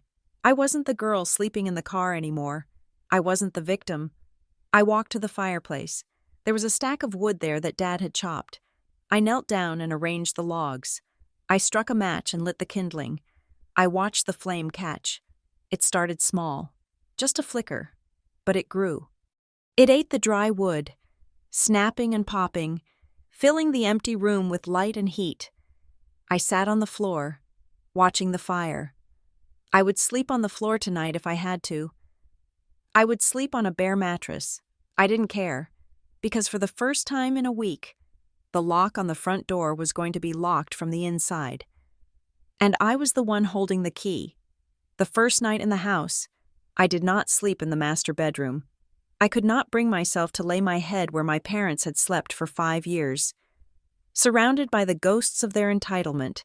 Instead, I dragged a mattress, one of the few things the movers had returned from the truck before the sheriff escorted them away, into the small sunroom off the kitchen. It was Grandma's favorite room. It faced east, toward the mountains, and the morning light was the first thing to touch the floorboards. I woke up on the floor, wrapped in a sleeping bag on top of a bare mattress. My back was stiff, and the air in the room was chilly because I had turned the thermostat down to save oil. I looked around. There were no curtains. There was no furniture in this room, except for a wobbly wooden chair I had found in the basement. It should have felt bleak. It should have felt like poverty. But as I sat up and watched the sun crest over the ridge, painting the frost on the windows in shades of pink and gold, I felt something I hadn't felt in a decade. I felt like I could breathe. This space was empty, yes, but it was my empty. There were no hidden agendas in the corners. There were no whispers in the hallway. There was just me, the dust motes dancing in the light, and the silence. I spent the morning taking inventory. My parents had lived here for 5 years, but they hadn't really cared for the house. They had treated it like a hotel. There were water stains on the ceiling in the hallway that had been painted over but not fixed. The back door jamb was splintered where someone, probably Dad, in a fit of temper, had slammed it too hard. The pilot light on the water heater was finicky, requiring a delicate touch to stay lit. I made a list. It was a long list. I didn't have a lot of money yet. The settlement check from Mr. Russo hadn't cleared, and my savings were decimated. So I started with what I could do with my hands. I went to the hardware store in town. I bought a screwdriver set, a tube of wood filler, some weather stripping, and 3 new deadbolts. I started with the locks. It took me 2 hours to figure out how to swap out the front door lock. I watched a tutorial video on my phone, propped up against a paint can. My hands were clumsy at first. I dropped the screws. I stripped one of the threads and had to use pliers to work it back out. I cursed. I sweated. But when I finally tightened the last screw and slid the key into the cylinder, hearing the heavy thunk of the deadbolt sliding home, I felt a surge of pride that was disproportionate to the task. I had locked them out, physically, legally, and metaphorically. I went around to every door, the back door, the side door to the garage, the basement bulkhead. I changed them all. I put the old keys in a plastic bag and threw them in the trash. That afternoon, I tackled the heating. The furnace was making a rattling noise that shook the floorboards. I remembered Dad complaining about it last winter, saying he needed to call a specialist, which meant he was going to ask me for money to pay for it. He never called. I went down to the basement. It smelled of damp earth and neglect. I found the furnace. I opened the panel. The filter was black with dust, so clogged that the air could barely pass through. It looked like it hadn't been changed in 3 years. I drove back to the store, spent $20 on a new filter, and slotted it in. The rattling stopped. I sat on the concrete floor of the basement and laughed. It was a dry, incredulous laugh. They had lived with that noise for years. They had let it drive them crazy, and all it took was $20 and 10 minutes of attention. It was the perfect metaphor for our family. They preferred to live in dysfunction and complain about it rather than do the simple, unglamorous work of fixing it. For the next 3 days, that was my life. I woke up, I worked on the house, and I worked on my survival. I needed income. The settlement money would buy me a month or 2, but I needed a steady stream. I set up a workstation on a second-hand folding table I bought for $15 at a garage sale down the road. I used my mobile hotspot because I hadn't set up the internet yet. I signed up for 3 different freelance platforms. I took jobs that were beneath my skill level but paid instantly. I transcribed audio files of boring corporate meetings. I did data entry for a logistics company. I wrote product descriptions for a website selling garden hoses. It was tedious. It was repetitive. But every time a payment hit my account, $50 here, $80 there, I felt safe. I was building a floor under my feet. One brick at a time, I was in the middle of typing a description for a kink-resistant rubber hose when my phone rang. It was Ethan. "How is life as a homeowner?" he asked. His voice was lighter than usual. "It is dusty," I said, wiping a smudge of dirt from my cheek. "And the plumbing sings when I flush the toilet, but the locks work." "Good," Ethan said. "I have news. Mr. Russo's attorney wired the settlement funds this morning. $3,200. It should hit your account by tomorrow. He also signed the admission of constructive eviction without cause." I let out a breath I didn't know I was holding. "He really just folded." "He is terrified," Ethan said. "He knows that if we depose him, he will have to admit under oath that he took a cash bribe. He is cutting his losses, but that is the small victory. The big one is the mediation with your family." "Have they responded?" I asked. "Oh, they responded," Ethan said. "Their lawyer contacted me an hour ago. They are frantic. Lucy, the sheriff's report from the night you stopped the movers. It mentions the forged document.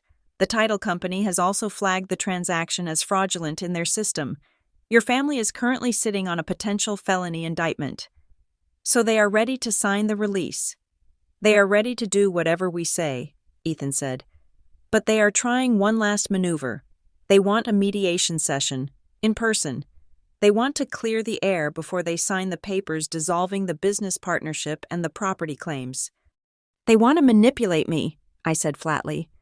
"They think if they get me in a room, they can cry and guilt-trip me into letting them keep the townhouse or the business." "Precisely," Ethan agreed. "But here is the thing. We are going to agree to the mediation, but we are not going to let them talk about feelings. We are going to talk about the power of attorney." "The forgery," I said. "Yes, that document is your nuclear deterrent. They are scared of being homeless. Sure, but they are absolutely petrified of going to prison. Forgery of a financial instrument involving over $500,000. That is serious time. We are going to walk into that room, put a copy of that forgery on the table, and tell them that the price of my silence and your decision not to press charges is their total, unconditional surrender." "Set the date," I said. "Next Tuesday," Ethan said. "Prepare yourself. Lucy, it will be ugly, but it will be final." I hung up. I looked at the folding table, the cheap laptop, the peeling paint on the wall. I wasn't afraid of ugly anymore. Ugly was honest. Later that evening, the inevitable attempt at contact came. It wasn't Dad. Dad had gone silent. I imagined him sitting in some cheap hotel room, staring at the wall, realizing that his charm had finally run out of currency. He was a man who operated on bluster, and I had taken the wind out of his sails. No, it was Tessa. My phone buzzed with a text, then another, then a third. "Lucy, are you really going to make us meet with lawyers? Can't we just meet for coffee? Just the two of us. Mom is a wreck. She can't stop crying. She keeps asking why you hate us. I know we made a mistake with the house sale thing, but we were going to pay you back. I swear I just wanted what was best for you. I wanted you to have a cushion so you wouldn't have to worry about money. I stared at the last message. I wanted you to have a cushion." She was rewriting history in real time. She had tried to sell my house to pay off her own debts, to save her own credit score, and now she was framing it as an act of benevolence. It was breathtaking. It was a masterclass in narcissism. She still wouldn't say the word sorry. She said, "We made a mistake." She said, "I wanted what was best." But she never said, "I am sorry I hurt you." I didn't reply. I took a screenshot of the messages and emailed them to Ethan. "Add this to the file," I wrote, "evidence that she admits to the house sale thing." I put the phone down and went back to work. I had a deadline for a transcription job. But 10 minutes later, a notification popped up on my email that made my heart stop for a different reason.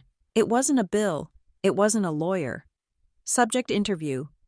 Invitation. North Pine Support Works. I clicked it so fast, I almost knocked over my coffee. "Dear Lucy, we have reviewed your application for the Senior Customer Success Specialist role. We were impressed by your background in managing high-volume accounts at Brightloop Systems. We would like to invite you to a final round video interview this Friday. This is a fully remote position with a starting salary of $65,000, plus full medical and dental benefits. I read it twice. $65,000. It was slightly less than I had made at Brightloop, but the cost of living in Hawthorne Ridge was a fraction of the city. And it was remote. I could stay here. I could keep the house. I wouldn't have to sell it to survive. I stood up and walked to the window. It was dark outside now. The mountains were just black shapes against a starry sky. For the last week, I had been running on adrenaline and spite.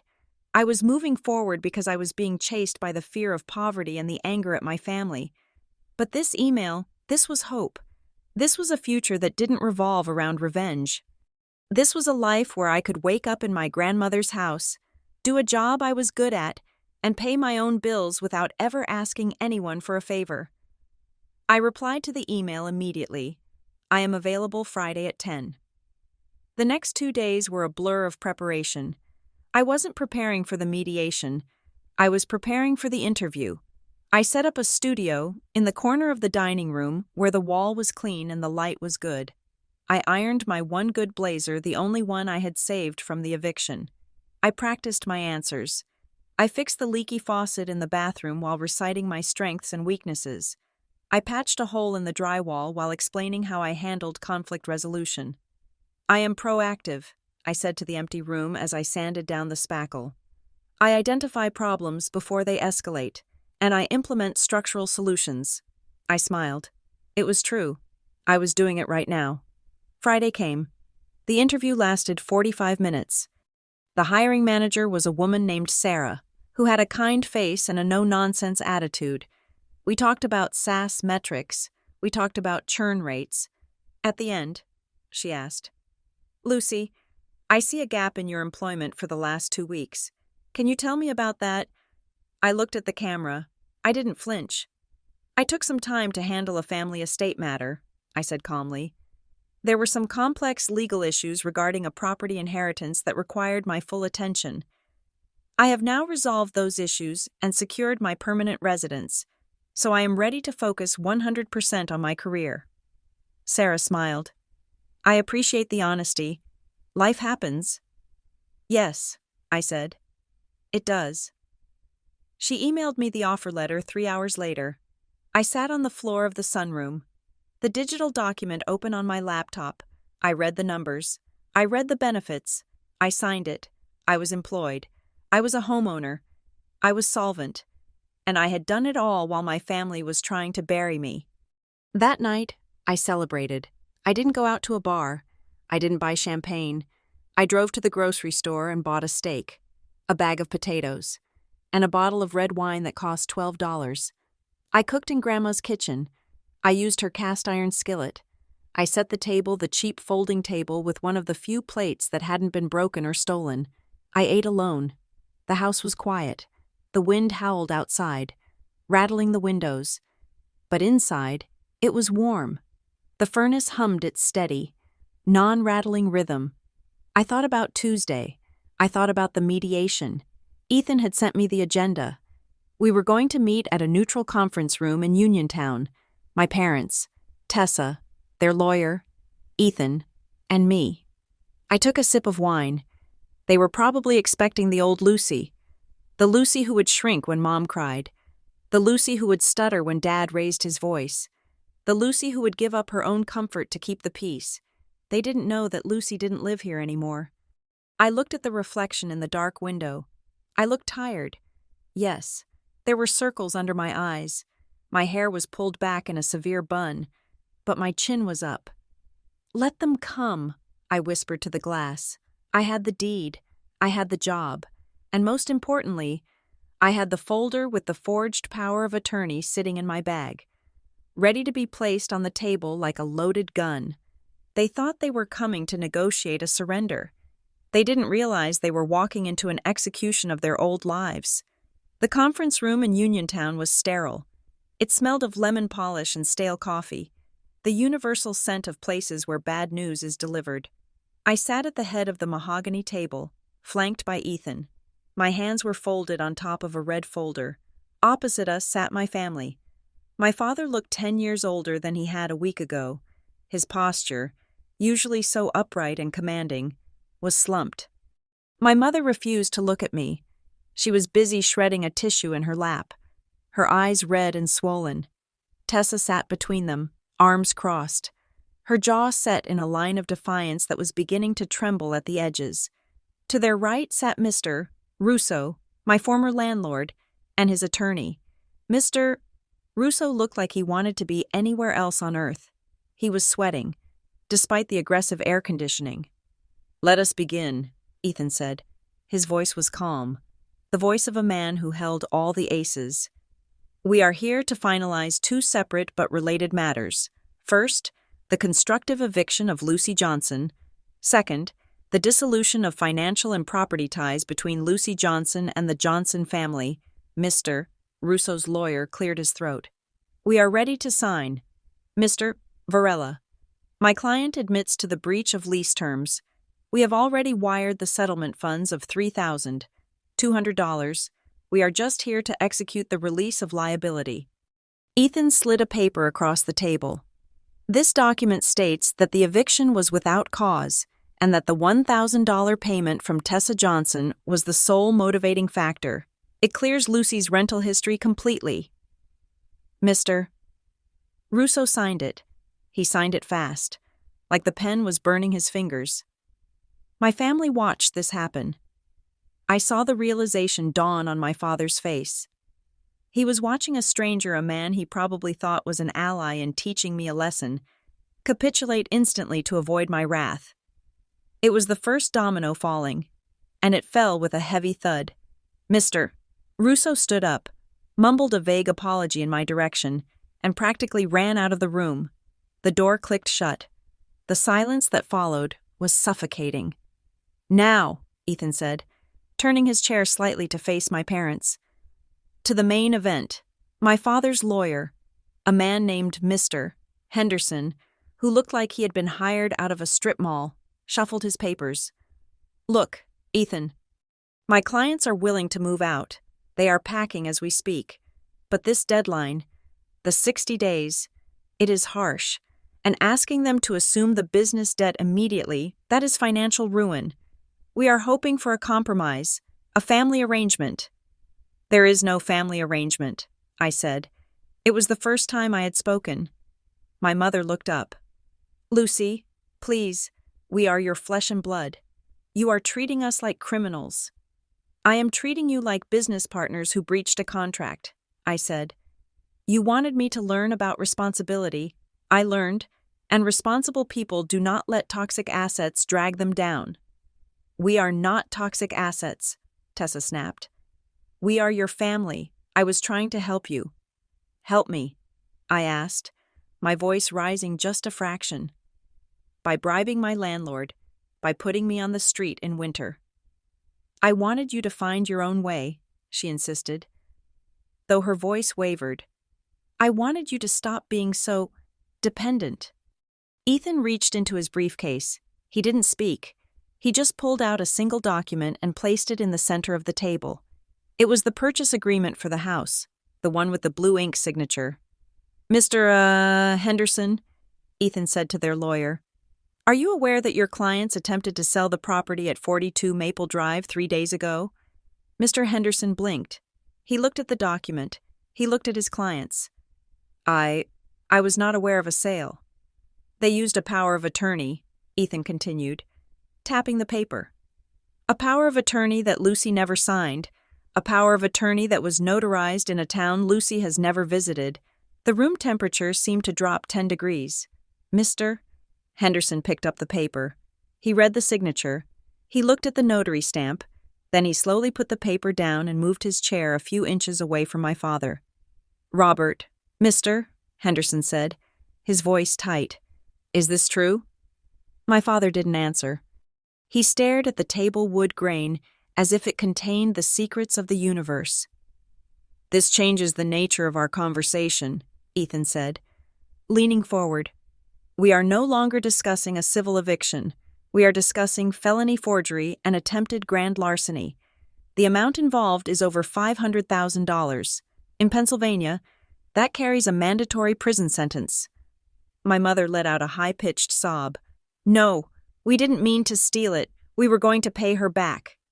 Intent to repay is not a defense for forgery. Mrs. Johnson, Ethan said coldly. My father finally looked up. His eyes were wet. Lucy, please. We are talking about prison. You wouldn't do that to your own father. We have a bond, a blood agreement. A blood agreement, I repeated. I felt a cold, hard anger crystallize in my chest. Blood is not a license to forge my name. Dad, blood is not a permission slip to sell my grandmother's legacy to cover your bad debts. You broke the bond when you signed my name. I looked at Tessa. She was shaking. She wasn't looking at me with anger anymore. She was looking at me with pure, unadulterated fear. Why, Tessa, I asked, why did you really do it? It wasn't about teaching me a lesson. You spent $1,000 to hurt me. Why? Tessa burst into tears. It wasn't a pretty cry. It was ugly, snotty, and raw. Because you were going to win, she screamed. You always win. You were the one Grandma loved best. You were the one with the stable job, even when you lost the job. I knew you would land on your feet. I wanted to knock you down before you realized you were better than us. The confession hung in the air, gross and honest. I knew about the house, Tessa sobbed, her face in her hands. I saw the will years ago. I knew eventually you would find out. I wanted to get you out of the picture, sell the place, and get the money before you figured out you had the power. I just wanted to be the one in charge for once. I sat back. It wasn't about love. It wasn't about toughness. It was about envy. She evicted me because she was afraid of me. My father looked at Tessa with horror. You knew about the will. We all knew. Bob, Mom cried out, turning on him. Don't pretend. We knew Mother left it to her. We just thought she was too soft to ever claim it. They were eating each other. The pressure had cracked the facade, and now the rot was spilling out. Ethan waited for the noise to die down. Then he slid 3 more documents across the table. Here is the offer, Ethan said. Option A. I walk out of this room and hand this file to the district attorney. The investigation begins tomorrow. You will be arrested. You will likely lose your licenses, your remaining assets, and your freedom. He paused to let that sink in. Option B, he continued. You sign these papers. First, a confession that the power of attorney is void and fraudulent. Second, a quitclaim deed releasing any and all interest in the property. Third, a full assumption of the Ridge Trail business debt by Robert Johnson, releasing Lucy immediately. And fourth, Tessa agrees to the immediate sale of the townhouse to satisfy the mortgage, removing Lucy's name from the title and debt. If we sell the townhouse now, I walk away with nothing, Tessa whispered. I lose my equity. You walk away with your freedom, I said. That is more than you deserve. And us, Dad asked. Where do we go? You have 48 hours to vacate Hawthorne Ridge, I said. After that, it is trespassing. I don't care where you go. You are resilient. You will figure it out. I threw their own words back at them, but I didn't smile. It didn't feel good to say it. It just felt necessary. Mister? Henderson looked at his clients. Sign the papers, he whispered. You have no leverage. If this goes to court, you are done. Dad picked up the pen. His hand was shaking so badly he could barely hold it. He signed. Mom signed next, her tears spotting the paper. Then Tessa. She looked at me one last time, her eyes filled with a mixture of hatred and respect. She signed. Ethan gathered the papers. He checked every signature. He stamped them. It is done, Ethan said. The sheriff will meet you at the property at 8 o'clock tomorrow morning to supervise the final load. Do not be late. My family stood up. They looked like ghosts. They didn't say goodbye. They didn't apologize. They just turned and walked out of the room, leaving me sitting at the head of the table. I let out a long, shuddering breath. Are you okay? Ethan asked gently. No, I said, but I will be. I walked out of that building and into the sunlight. It was a crisp, bright day. The air tasted sweet. The next few weeks were a blur of activity. But this time, it was the good kind. I started my job at North Pine Support Works. The work was challenging, the team was supportive, and the paycheck was mine. I didn't have to loan it out. I didn't have to hide it. I spent my evenings restoring the house. I painted the living room a soft sage green, covering up the beige marks left by my parents' furniture. I planted tulips in the beds where the moving trucks had churned up the mud. I didn't hear from my family. Ethan told me that Dad had declared bankruptcy for the business, and they had moved into a small apartment in Ohio. Tessa had sold the townhouse and was living with a friend. They were swimming, or sinking. It wasn't my business anymore. One evening, about a month after the mediation, I sat on the front porch. I had bought a rocking chair, just like the one Grandma used to have. I had a cup of tea in my hand and a blanket over my knees. The sun was setting behind the mountains, setting the sky on fire with oranges and purples. It was quiet. No group chats pinging. No demands. No guilt. I thought about the $1,000. My sister had paid $1,000 to destroy me. She thought that money was a weapon. She thought it would break me, but she was wrong. That $1,000 was the tuition for the most important lesson of my life. It taught me that my value wasn't in being helpful or compliant or the good daughter. It taught me that I had a spine. I looked out at the driveway. It was empty of boxes. It was clean. I remembered Grandma Eleanor. I remembered the last thing she said to me before she lost her ability to speak. She had pulled me close, her grip surprisingly strong, and whispered into my ear. "Lucy," she had said, "don't let anyone stand on you and call it love." I took a sip of tea. The wind rustled the trees, sounding like a round of applause from the universe. "I won't, Grandma," I whispered back. "Never again." I rocked back in the chair, watching the first stars appear. Finally, truly, at home. Thank you so much for listening to my story. I would love to know where you are tuning in from today. Are you listening from your car, your kitchen, or maybe your own front porch? Please drop a comment below and let me know. I read every single one, and if you enjoyed seeing justice served, please make sure to subscribe to the Leona Revenge Stories channel, like this video, and hit that hype button so we can share this victory with even more people.